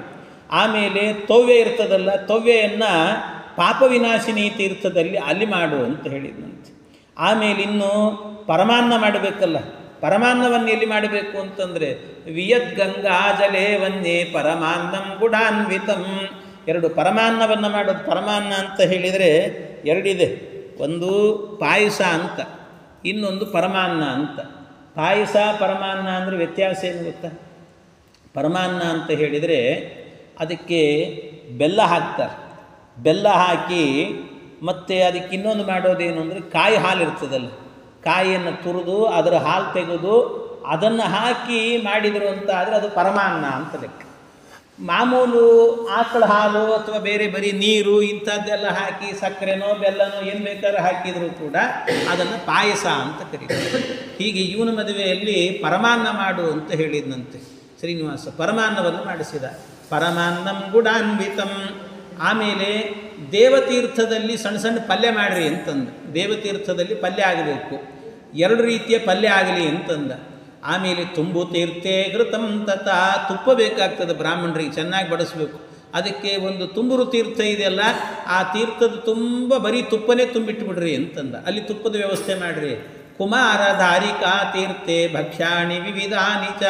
ಕುಮಾರಧಾರಿಕಾ ತೀರ್ಥದಲ್ಲಿ ಬೇರೆ ಬೇರೆ ರೀತಿಯ ಬಗೆಬಗೆಯಾದ ಭಕ್ಷ್ಯಗಳನ್ನು ಮಾಡಬೇಕು. ಇನ್ನು ಪಾಂಡು ತೀರ್ಥೇ ಚ ಕರ್ತವ್ಯಂ. ಪಾಂಡು ತೀರ್ಥದಲ್ಲಿ ಏನು ಮಾಡಬೇಕು? ನಾ ಇಲ್ಲೇ ಇದ್ನೆಲ್ಲ ಹುಣಸೆ ಮರದ ಕೆಳಗಿದ್ದೆ, ಆದ್ದರಿಂದ ಹುಣಸೆಕಾಯಿ ತೊಕ್ಕು ಮಾಡಿರಿ ಅಂತಂದಂತೆ. ತಿಂತ್ರಿಣೀ ರಸ ಉತ್ತಮ. ಆಮೇಲೆ ವ್ಯಂಜನಾನಿ ಅನ್ಯ ತೀರ್ಥೇಶು. ಇನ್ನು ಸಣ್ಣ ಸಣ್ಣ ಇರ್ತದೆ, ಸಣ್ಣ ಸಣ್ಣ ಉಪ್ಪಿನಕಾಯಿ ಅಂತೆ, ಕೋಸಂಬರಿ ಅಂತೆ, ಚಟ್ನಿ ಅಂತೆ, ಇವೆಲ್ಲ ಏನಿದೆ ನಾ ಹೇಳೋದಿಲ್ಲ. ಸಣ್ಣ ಸಣ್ಣ ತೀರ್ಥಗಳು ಎಲ್ಲಿರ್ತದೆ ಅಲ್ಲೆಲ್ಲ ಹುಡುಕೊಂಡು ಮಾಡಿಬಿಡ್ರಿ ನೀವು ಅಂತಂದ. ನೀವೇ ಹುಡುಕೊಂಡು ಮಾಡಿಬಿಡ್ರಿ. ವ್ಯಂಜನಾನಿ ಅನ್ಯ ತೀರ್ಥೇಶು. ಬೇರೆ ತೀರ್ಥ ಕಂದಮೂಲ ಫಲೈರಪಿ ಕ್ರಿಯಂತಾಂ ಲೇಖ್ಯ ಪೇಯಾನಿ. ಲೇಖ್ಯ ಇರಬೇಕು, ಪೇಯ ಇರಬೇಕು. ತೀರ್ಥೇಶು ಅನ್ಯೇಶು ಪಾವಕ. ಇದನ್ನೆಲ್ಲ ಮಾಡ್ಕೊಂಡು ಬನ್ನಿ ಅಂತ ಪರಮಾತ್ಮ ಹೇಳಿ ಕಳಿಸಿದ್ನಂತೆ. ಆಯಿತು ಅಂತ ಹೋದರು. ಹೋಗಿ ಅಡಿಗೆಯನ್ನೆಲ್ಲ ಮಾಡಿ ಆಮೇಲೆ ಅಗ್ನಿ ಬಂದಂತೆ. ಅಗ್ನಿ ಬಂದು ಹೇಳ್ತಾ ಇದ್ದಾನೆ, ಸ್ವಾಮಿ ಎಲ್ಲ ತೀರ್ಥಗಳಲ್ಲೂ ಕೂಡ ಅಡಿಗೆಯನ್ನು ಮಾಡಿ ಆಯಿತು ಅಂತಂದ. ಏನೇನು ಮಾಡಿದ್ದೀರೋ ಅಂತ ಕೇಳಿದ. ಎಲ್ಲ ಒಪ್ಪಿಸ್ತಾ ಇದ್ದಾನೆ. ಏನೇನು ಮಾಡಿದ್ದೇವೆ? ದದ್ಯೋದನಂ ತಿಲಾನ್ನಂಚ ಪರಮಾನ್ನಂ ಮಧುಸ್ರವಂ. ದದ್ಯೋದನ ಮೊಸರಿಗೆ ಮಜ್ಜಿಗೆಗೆ ಅನ್ನ ಅಂತ ಪ್ರತ್ಯೇಕ ಇಲ್ಲ ಶ್ರೀನಿವಾಸ. ಯಾಕೆ ಅಂದರೆ ಮೊಸರನ್ನನೇ ಮಾಡಿಬಿಟ್ಟಿದ್ದೀವಿ ಅಂತಂದು. ಅದನ್ನು ಭಾಳ ಚೆನ್ನಾಗಿ ಮಾಡಿದ್ದೀವಿ. ದ್ರಾಕ್ಷಿ, ಗೋಡಂಬಿ ಜೊತೆಗೆ ದಾಳಿಂಬೆ ಎಲ್ಲ ಹಾಕಿ ಅಲ್ಲಲ್ಲಿ ಒಂದು ಸ್ವಲ್ಪ ಸಣ್ಣ ಸಣ್ಣದು ಹಸಿಮೆಣಸಿಕಾಯಿ ಸಿಕ್ಕಿರಬೇಕು. ಖಾರ ಅಂತಲೂ ಅನಿಸಿರಬೇಕು, ಸಿಹಿ ಅಂತಲೂ ಅನಿಸಿರಬೇಕು. ಹಂಗೆ ಮಾಡಿದ್ದೀವಿ ಅಂತ. ದಧ್ಯೋದನಂ, ಆಮೇಲೆ ಚಿತ್ರಾನ್ನ ಮಾಡಿದ್ದೀವಿ. ಯಾವುದರದ್ದು? ತಿಲಾನ್ನಂಚ, ಎಳ್ಳು ಮಿಶ್ರಣ ಮಾಡಿರುವಂತಹ ತಿಲಾನ್ನವನ್ನು ಮಾಡಿದ್ದೀವಿ ಅಂತ. ಆಮೇಲೆ ಪರಮಾನ್ನಂ ಮಧುಸ್ರವಂ, ಪರಮಾನ್ನ ಮಾಡಿದ್ದೀವಿ. ಅದಕ್ಕೆಲ್ಲ ಜೇನುತುಪ್ಪವನ್ನು ಹಾಕಿದ್ದೀವಿ, ಚೆನ್ನಾಗಿರುವಂಥ ಪರಮಾನ್ನ. ಇನ್ನು ಜೊತೆಗೆ ಗುಡಾಪೂಪ, ಮಾಷಾಪೂಪ, ಗುಡಾಪೂಪಾಹ, ಜೊತೆಗೆ ಇನ್ನೇನು ಮಾಡಿದ್ದೇವೆ ಅಂದರೆ ಇನ್ನು ಚೆನ್ನಾಗಿರುವಂಥ ಉದ್ದಿನ ಭಕ್ಷ್ಯಗಳನ್ನು ಮಾಡಿದ್ದೀವಿ ಮತ್ತು ಬೆಲ್ಲದ ಭಕ್ಷ್ಯಗಳನ್ನು ಮಾಡಿದ್ದೀವಿ. 2 ರೀತಿ ಪಲ್ಯ ಮಾಡಿದ್ದೀವಿ. ಶಾಖದ್ವಯಮ ತತ್ಪರಂ, 2 ಪಲ್ಯ ಮಾಡಿದ್ದೀವಿ ಅಂತಂದರು. ಆಮೇಲೆ ಸತಿಂತ್ರಿಣಿ ರಸೋಪೇತಂ, ನೆಕ್ಲಿಕ್ಕೆ ಅಂತ ತೊಕ್ಕು ಮಾಡಿದ್ದೀವಿ, ಹುಣಸೆಕಾಯಿ ತೊಕ್ಕು ಮಾಡಿದ್ದೀವಿ. ಕೂಷ್ಮಾಂಡಂ ಸೂಪಪೂರಿತಂ, ಕೂಷ್ಮಾಂಡ ಅಂದರೆ ಬೂದುಗುಂಬಳಕಾಯಿ ಹುಳಿ ಮಾಡಿದ್ದೀವಿ ಅಂತ. ಶ್ರೀನಿವಾಸನ ಮದುವೆಯಲ್ಲಿ ಬೂದುಗುಂಬಳಕಾಯಿ ಹುಳಿ ಮಾಡಿದ್ದೀವಿ. ಕಂದ ಮೂಲ ಫಲಂಚಾಪಿ ಭಕ್ಷ್ಯಕಾರೇಣ ಕಾರಿತಂ, ಭಕ್ಷ್ಯ ಮಾಡಲಿಕ್ಕೆ ಅಂತ ಒಬ್ಬರನ್ನು ಪ್ರತ್ಯೇಕವಾಗಿ ಇಟ್ಟು ಅದನ್ನು ವ್ಯವಸ್ಥೆ ಮಾಡಿಬಿಟ್ಟಿದ್ದೀವಿ ಅಂತ. ಪಾಕ ಸಂಪೂರ್ಣತಾಂ ಪ್ರಾಪ್ತಃ ತ್ವತ್ಪ್ರಸಾದೇನ ಕೇಶವ, ಎಲ್ಲ ಅಡಿಗೆ ಆಗಿ ಹೋಗಿದೆ ಶ್ರೀನಿವಾಸ. ಏನು ಮಾಡಬೇಕಿನ್ನು? ಊಟಕ್ಕೆ ಕೂಡಿಸೋದೇ ಅಷ್ಟೇ. ಬ್ರಾಹ್ಮಣನ ಊಟಕ್ಕೂ ಆಮಂತ್ರಯ ದ್ವಿಜೇಂದ್ರಾಂಶ್ಚ ಸುರಾನಪಿ ಮುನೀರಪಿ, ಮುನಿಗಳನ್ನು ದೇವತೆಗಳನ್ನು ಎಲ್ಲರನ್ನು ಕರೀರಿ ಊಟಕ್ಕೆ ಕೂಡಿಸಿಬಿಡೋಣ ಅಂತ ಹೇಳಿದಾಗ ಅಗ್ನಿವಾಣಿಂ ಸಮಾಕರ್ಣ್ಯ ಶ್ರೀನಿವಾಸೋ ನಿರಾಮಯ. ಆಗ ಭಗವಂತ ಹೇಳ್ತಾನಂತೆ, ಹೌದು ಎಲ್ಲ ಅಡಿಗೆ ಮಾಡಿದ್ದೀ, ಬಹಳ ಸಂತೋಷ ಆಯಿತು ಅಂತ. ಇಷ್ಟು ಹೇಳ್ತಾ ಇದ್ದಂತೇನೆ ಆಗ ಬ್ರಹ್ಮದೇವರು ಬಂದ್ರಂತೆ. ಅವರೆಲ್ಲ ಬಂದು ಕೂಡಲೇ ಅವ್ರು ಹೇಳಿದರು, ಪಂಕ್ತಿ ಇಷ್ಟ ಕಾರಯಾಮಾಸ ತಾರತಮ್ಯಾನುಸಾರತಃ, ತಾರತಮ್ಯಕ್ಕೆ ಅನುಗುಣವಾಗಿ ರುದ್ರದೇವರು ಪಂಕ್ತಿಯನ್ನು ವ್ಯವಸ್ಥೆ ಮಾಡಿದ್ದಾರಂತೆ. ಎಲ್ಲೆಲ್ಲಿ ಯಾರ್ಯಾರು ಕೂಡಬೇಕು, ಏನು ಕತೆ ಅಂತ ಹೇಳಿಬಿಟ್ಟು ಇಷ್ಟೆಲ್ಲ ವ್ಯವಸ್ಥೆ ಆಗಿದೆ, ಇನ್ನು ಊಟಕ್ಕೆ ಕೂಡಿಸ್ಬಿಡೋಣ ಅಂತಂದಾಗ ಪರಮಾತ್ಮ ಹೇಳ್ತಾನೆ, ಶ್ರೀನಿವಾಸ ಇಷ್ಟು ಅಡಿಗೆ ಮಾಡಿದ್ದೀರೋ, ಎಲ್ಲ ಅಡಿಗೆ ತಯಾರಾದ ನಂತರ ಸುಮ್ಮನೆ ಕೂತ್ವೇನೋ ಉಂಡ್ವೇನೋ ಅಂತ ಮಾಡಿದರೆ ಏನು ಚೆನ್ನಾಗಿರ್ತದೆ, ಹಂಗೆಲ್ಲ ಮಾಡಬಾರ್ದು. ಮತ್ತೇನು, ಎಲ್ಲ ಅಡಿಗೆ ಮಾಡಿದ್ದನ್ನೆಲ್ಲವನ್ನು ಕೂಡ ಒಂದು ಸರ್ತಿ ದೇವರಿಗೆ ಸಮರ್ಪಣೆ ಮಾಡಬೇಕು ಅಂತ ಶ್ರೀನಿವಾಸ ಹೇಳಿದ್ರು. ದೇವರಿಗೆ ಸಮರ್ಪಣೆ ಆಗಬೇಕು ಅಂತ. ಸಮರ್ಪಣೆ ಆಗಬೇಕು ಅಂದ ಕೂಡಲೇ ಅನರ್ಪಿತಂನ ದಾತವ್ಯಾಂ ದೇವಾನಾಂಚ ದ್ವಿಜನ್ಮನಾಂ, ದೇವತೆಗಳಿಗಾಯಿತು ಅಥವಾ ಬ್ರಾಹ್ಮಣರಿಗಾಯಿತು ನೈವೇದ್ಯ ಮಾಡದೇ ಇರುವಂಥ ಅನ್ನವನ್ನು ಬಡಿಸಬಾರದು ಅಂತ. ಅದಕ್ಕೆ ನೈವೇದ್ಯ ಆಗಲಿ ಅಂತ ಬ್ರಹ್ಮದೇವರು ಹೇಳ್ತಾರೆ, ಸ್ವಾಮಿ ನೀನೇ ದೇವರು, ನೀ ಊಟಕ್ಕೆ ಕೂತ್ಬಿಡು. ನೀ ಊಟಕ್ಕೆ ಕೂತಿ ಅಂತಾದರೂ ಮುಗಿದೋಯ್ತು. ಹಾಗಾಗಿ ನಿನ್ನ ಊಟ ಆಯಿತು ಅಂದರೆ ಎಲ್ರದ್ದು ಆದ ಹಾಗೇನೆ, ಅದಕ್ಕೇನು ತೊಂದರೆ ಇಲ್ಲ. ನೀನೇ ಸರ್ವಜ್ಞಂ ಸರ್ವಭೋಕ್ತಾರಂ ಸರ್ವಲೋಕೇಶ್ವರೇಶ್ವರಂ ತ್ವಾಮೇವ ವೇದ್ಮಿ ಗೋವಿಂದ ನತ್ವತ್ತುಲ್ಯೋ ನ ಚಾಧಿಕಃ. ಅದಕ್ಕೆ ನಿನಗೆ ನಿವೇದನೆ ಮಾಡುತ್ತೇವೆ ಅಂತ ಹೇಳಿದರೆ ಅದಕ್ಕೆ ಪರಮಾತ್ಮ ಹೇಳ್ತಾನೆ, ಹಾಗೆಲ್ಲ ಮಾಡಬಾರ್ದು. ಯಾಕೆಂದರೆ ನಂದೇ ಮದುವೆಯಲ್ಲಿ ನಾನೇ ಮೊದಲು ಊಟ ಮಾಡಿಬಿಟ್ರೆ ಏನು ಚೆನ್ನಾಗಿರ್ತದೆ. ಹಾಗೆಲ್ಲ ಮಾಡಿ ನಮ್ಮ ಕುಲದೇವರಿಗೆ ಮಾಡಿರಿ ಅಂತಂದ ಶ್ರೀನಿವಾಸ ನಮಗೆಲ್ಲ ಕುಲದೇವರು ಅಂತ. ಆದರೆ ಶ್ರೀನಿವಾಸನಿಗೊಬ್ಬ ಕುಲದೇವರು ಇದ್ದಾನಂತೆ. ಯಾರು ಅಂದರೆ ಶ್ರೀನಿವಾಸನ ಕುಲದೇವರು ಅಂದರೆ ಅಹೋಬಿಳ ಲಕ್ಷ್ಮೀ ನರಸಿಂಹ ದೇವರು. ಅಹೋಬಿಳ ಲಕ್ಷ್ಮೀ ನರಸಿಂಹ.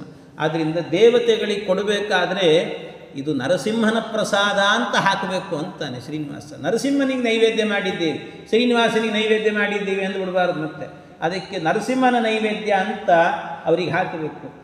ದೇವತೆಗಳು ಆನಂದದಿಂದ ಸ್ವೀಕಾರ ಮಾಡ್ತಾರಂತೆ. ಅದಕ್ಕೆ ಹೇಳೋದು, ರಮಾ ಬ್ರಹ್ಮಾದಯೋ ದೇವ ಸನಕಾದ್ಯ ಶುಕಾದಯ ಶ್ರೀ ನರಸಿಂಹ ಪ್ರಸಾದೋಯಂ ಸರ್ವೇ ಗೃಹಂತು ವೈಷ್ಣವಾಹ.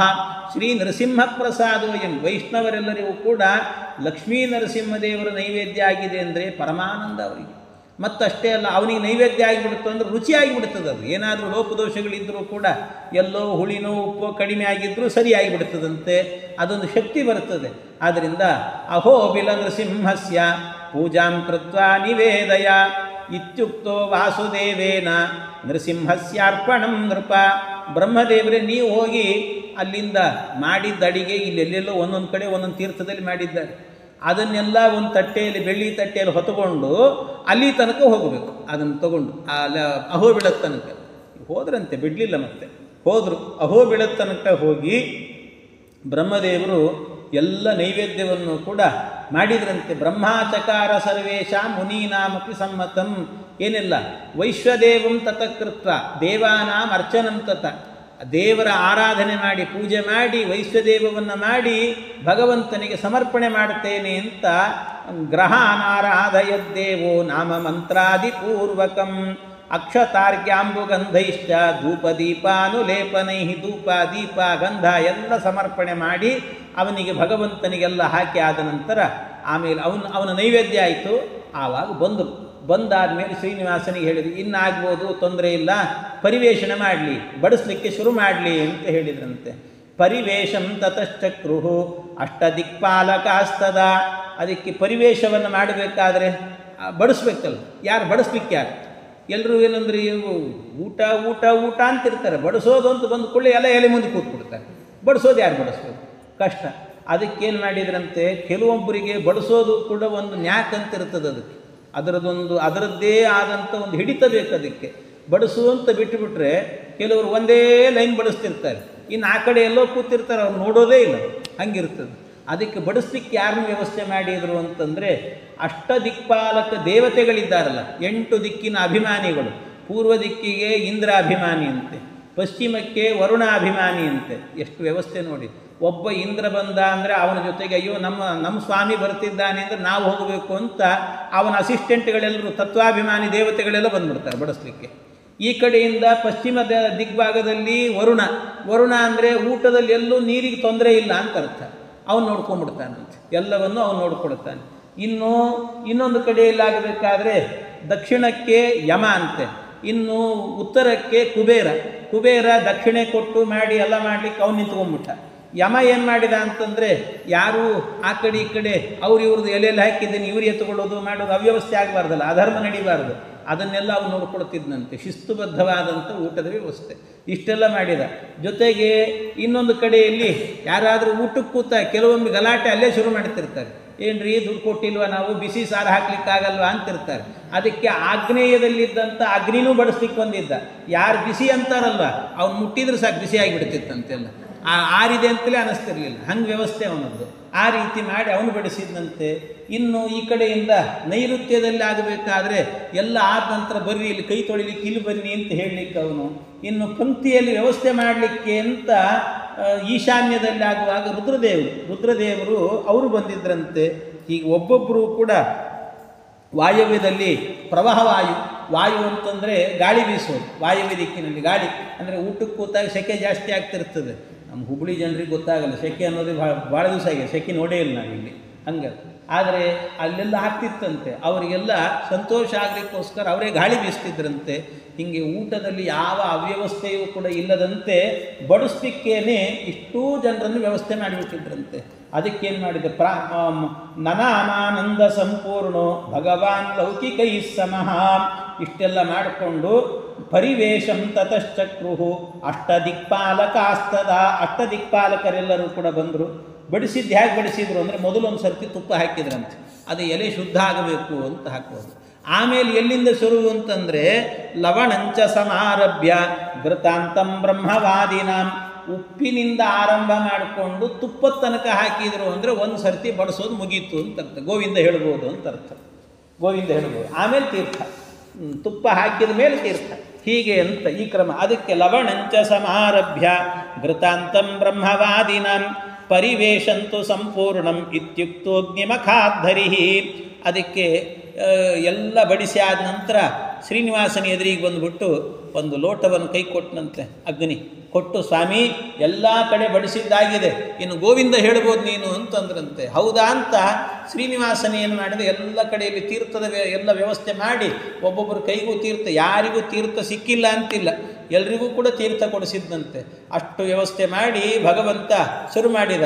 ಬ್ರಹ್ಮಾಂತ ಗುರವಸ್ಸಾಕ್ಷಾದಿಷ್ಟಂ ದೈವಂ ಶ್ರಿಯಪತಿ ಆಚಾರ್ಯ ಶ್ರೀಮದಾಚಾರ್ಯ ಸಂತು ಮೇ ಜನ್ಮ ಜನ್ಮನಿ ಏಕೋ ವಿಷ್ಣುರ್ಮಹದ್ಭೂತಂ ಪೃಥಗ್ಭೂತಾನ್ಯನೇಕಚಃ ತ್ರೀನ್ ಲೋಕಾನ್ ವ್ಯಾಪ್ಯ ಭೂತಾತ್ಮ ಭುಂಕ್ತೆ ವಿಶ್ವಭುಗವ್ಯಯಃ ಇತ್ತಂ ಕೃಷ್ಣಾರ್ಪಣಂ ಚಕ್ರೆ ಶ್ರೀ ನೃಸಿಂಹಾಯ ವಿಷ್ಣವೇ.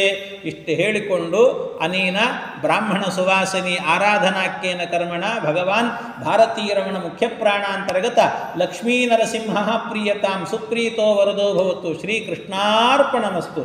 ಇಂದಿರಾರಮಣ ಗೋವಿಂದ ಅಂದ.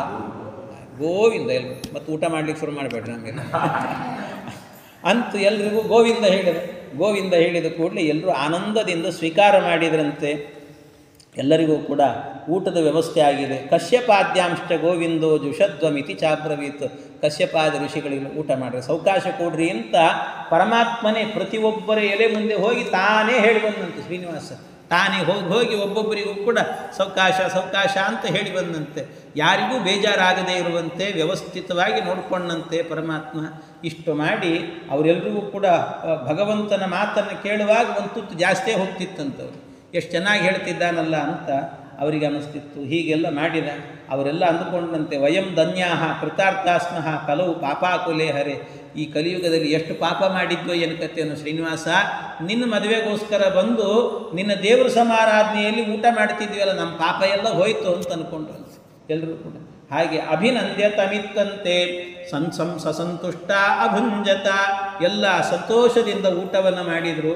ಇಷ್ಟೆಲ್ಲ ಊಟ ಎಲ್ಲ ಆದ ನಂತರ ಅವರಿಗೆ ದಕ್ಷಿಣೆ ಕೊಡಬೇಕಲ್ಲ, ದಕ್ಷಿಣೆಯನ್ನು ವ್ಯವಸ್ಥೆ ಮಾಡಿದಂತೆ.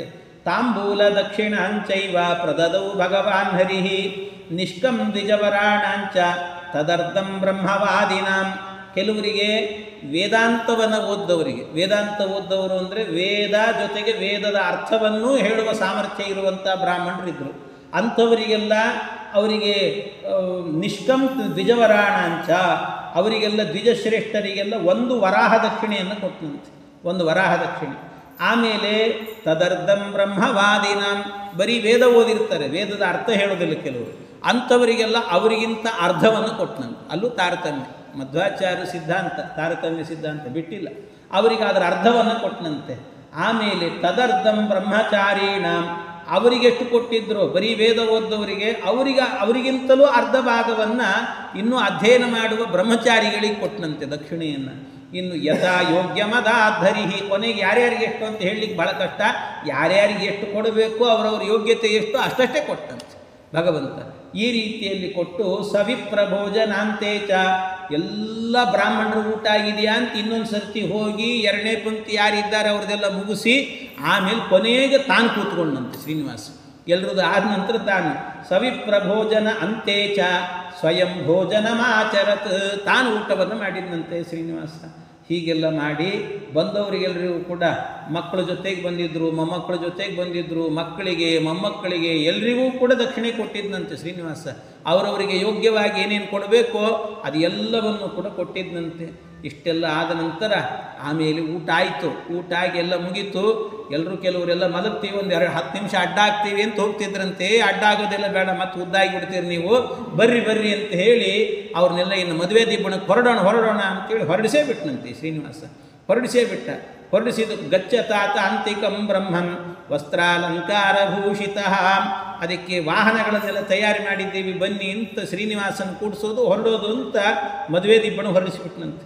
ಹೊರಡಿಸಿದ ಕೂಡಲೇ ಯಾರೋ ಬಂದು ಹೇಳಿದ್ರಂತೆ, ಅಲ್ಲ ಶ್ರೀನಿವಾಸ ಯಾಕೋ ಇಷ್ಟು ಅವಸರ ಮಾಡ್ತಿದ್ದಿ? ಬ್ರಹ್ಮ ಬಂದು ಹೇಳ್ತಾನೆ, ಬ್ರಹ್ಮದೇವರು, ಯಾಕೆ ಇಷ್ಟು ಅವಸರ ಮಾಡ್ತಿದ್ದಿ? ಹೋದ್ರಾಯ್ತು, ಅದಕ್ಕೆ ಯಾಕೆ ಇಷ್ಟು ತಲೆ ಕೆಡಿಸ್ಕೊಂಡಿದ್ದಿ? ಆರಾಮಾಗಿ ಹೋಗೋಣ ಅಂತಂದರೆ ಈ ಶ್ರೀನಿವಾಸ ಹೇಳ್ದ, ಅಯ್ಯೋ ಸುಮ್ಮನಿರು, ಈಗಾಗಲೇ ಊಟ ಅಂತ ನೆನಪು ಮಾಡಿಬಿಟ್ರಿ, ಇಷ್ಟು ಜನಕ್ಕೆ ಖರ್ಚಾಗಿದ್ದು ನನಗೆ ಈಗಾಗಲೇ. ಇನ್ನೊಂದು ಅರ್ಧ ತಾಸು ಬಿಟ್ಟೆ ಅಂತಂದರೆ ಚಹಾ ಕೊಡ್ತೀರಾ ಅಂತ ಕೇಳಲಿಕ್ಕೆ ಶುರು ಮಾಡ್ತಾರೆ, ಕಾಫಿ ಅಂತ ಕೇಳ್ತಾರೆ. ಎಲ್ಲಿ ತರಲಿ ನಾನು ಮತ್ತದೆಲ್ಲ? ಅದು ಅಲ್ಲಿಗೆ ಹೋಗಿಬಿಟ್ವಿ ಅಂದರೆ ಅದು ಹೆಣ್ಣಿನ ಕಡೆಯವ್ರು ಅವ್ರು ನೋಡ್ಕೊಳ್ತಾರೆ, ನಮಗೇನು ಸಮಸ್ಯೆ ಇಲ್ಲ, ಬಂದುಬಿಟ್ರೆ ಹೋಗೋಣ ಅಂತ ಈ ಶ್ರೀನಿವಾಸ ತರಾತುರಿ ಮಾಡಿದ್ನಂತೆ. ಹೀಗೆ ತರಾತುರಿಯನ್ನು ಮಾಡಿ ಕರ್ಕೊಂಡು ಹೊರಟನಂತೆ.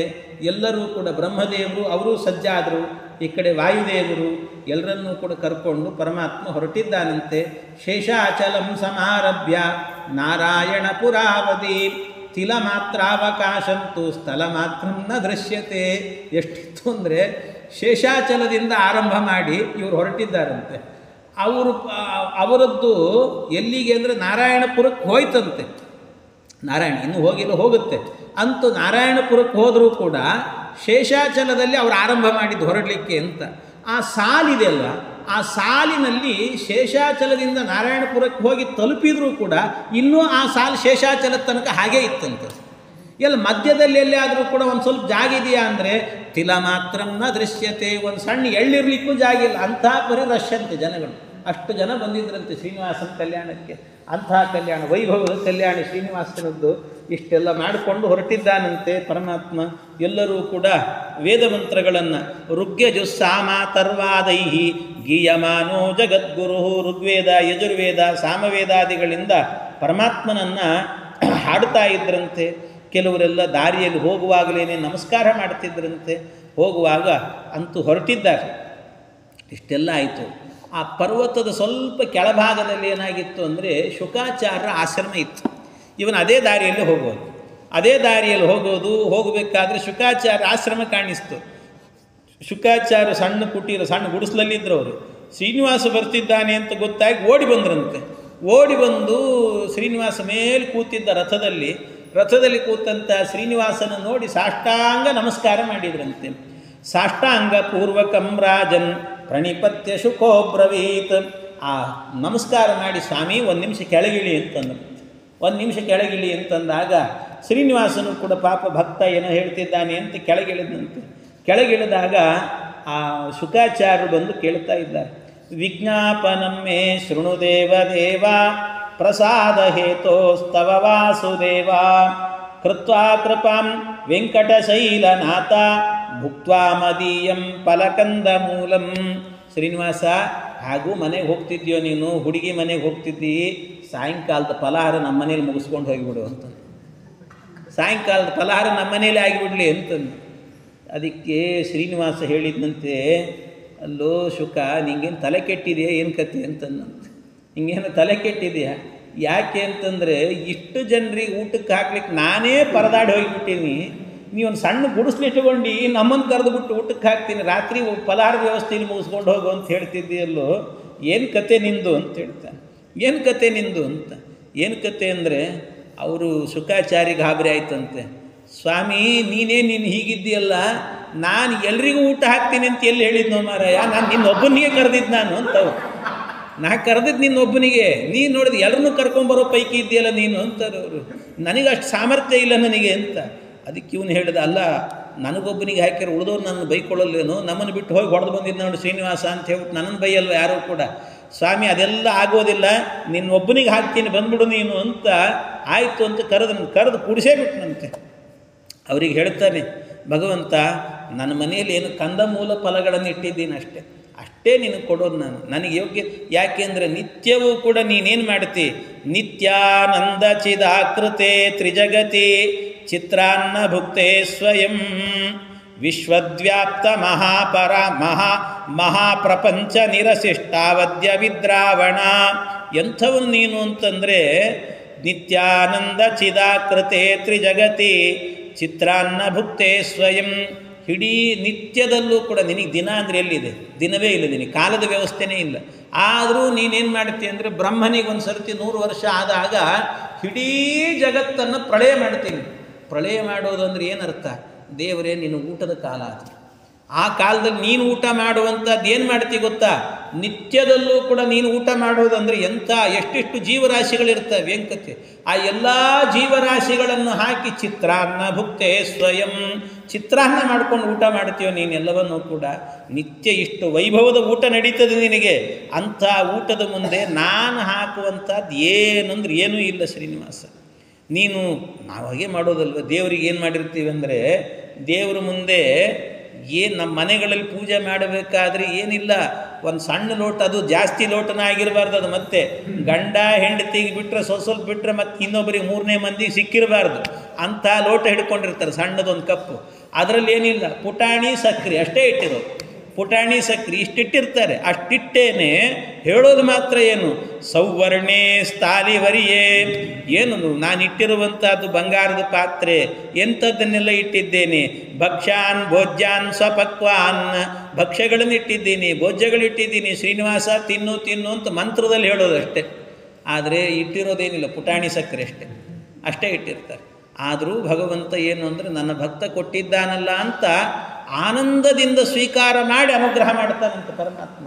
ಹಾಗೆ ನೀನು ಮಾಡ್ತಿ ಅಂತ ನನಗೆ ಗೊತ್ತೋ ಶ್ರೀನಿವಾಸ, ಅದಕ್ಕೆ ನೀನೊಬ್ಬನು ಊಟ ಮಾಡಿ ಸಾಕು, ನಿನಗೆ ಊಟಕ್ಕೆ ಹಾಕಿದ್ರೆ ಅವರಿಗೆಲ್ಲ ಊಟಕ್ಕೆ ಹಾಕಿದ ಪುಣ್ಯ ನೀನು ಕೊಡ್ತಿ ನನಗೆ ಅಂತಂದು. ಆಯಿತು ಅಂತ ಹೇಳಿ ಶ್ರೀನಿವಾಸ ಊಟ ಮಾಡಿದಂತೆ. ಆಗ ಇವರು ಮಂತ್ರ ಹೇಳಿದ್ರಂತೆ, ಯಾರು ಶುಕಾಚಾರ್ಯ ಹೇಳಿದ್ರಂತೆ, ಸ್ವಾಮಿ ನಿನಗೆ ಊಟ ಹಾಕಿದೆ, ಅವ್ರದ್ದೆಲ್ಲ ಊಟ ಆಯಿತು ಅಂತ. ಅದಕ್ಕೆ ಹೇಳಿದ್ರು ಅವರು, ಯತಿರಿ ಯತ್ರ ಗೃಹೇ ಭುಂಕ್ತೆ ತತ್ರ ಭುಂಕ್ತೆ ಹರಿಸ್ವಯಂ, ಹರಿರ್ ಯತ್ರ ಗೃಹೇ ಭುಂಕ್ತೆ ತತ್ರ ಭುಂಕ್ತೆ ಜಗತ್ರಯಂ.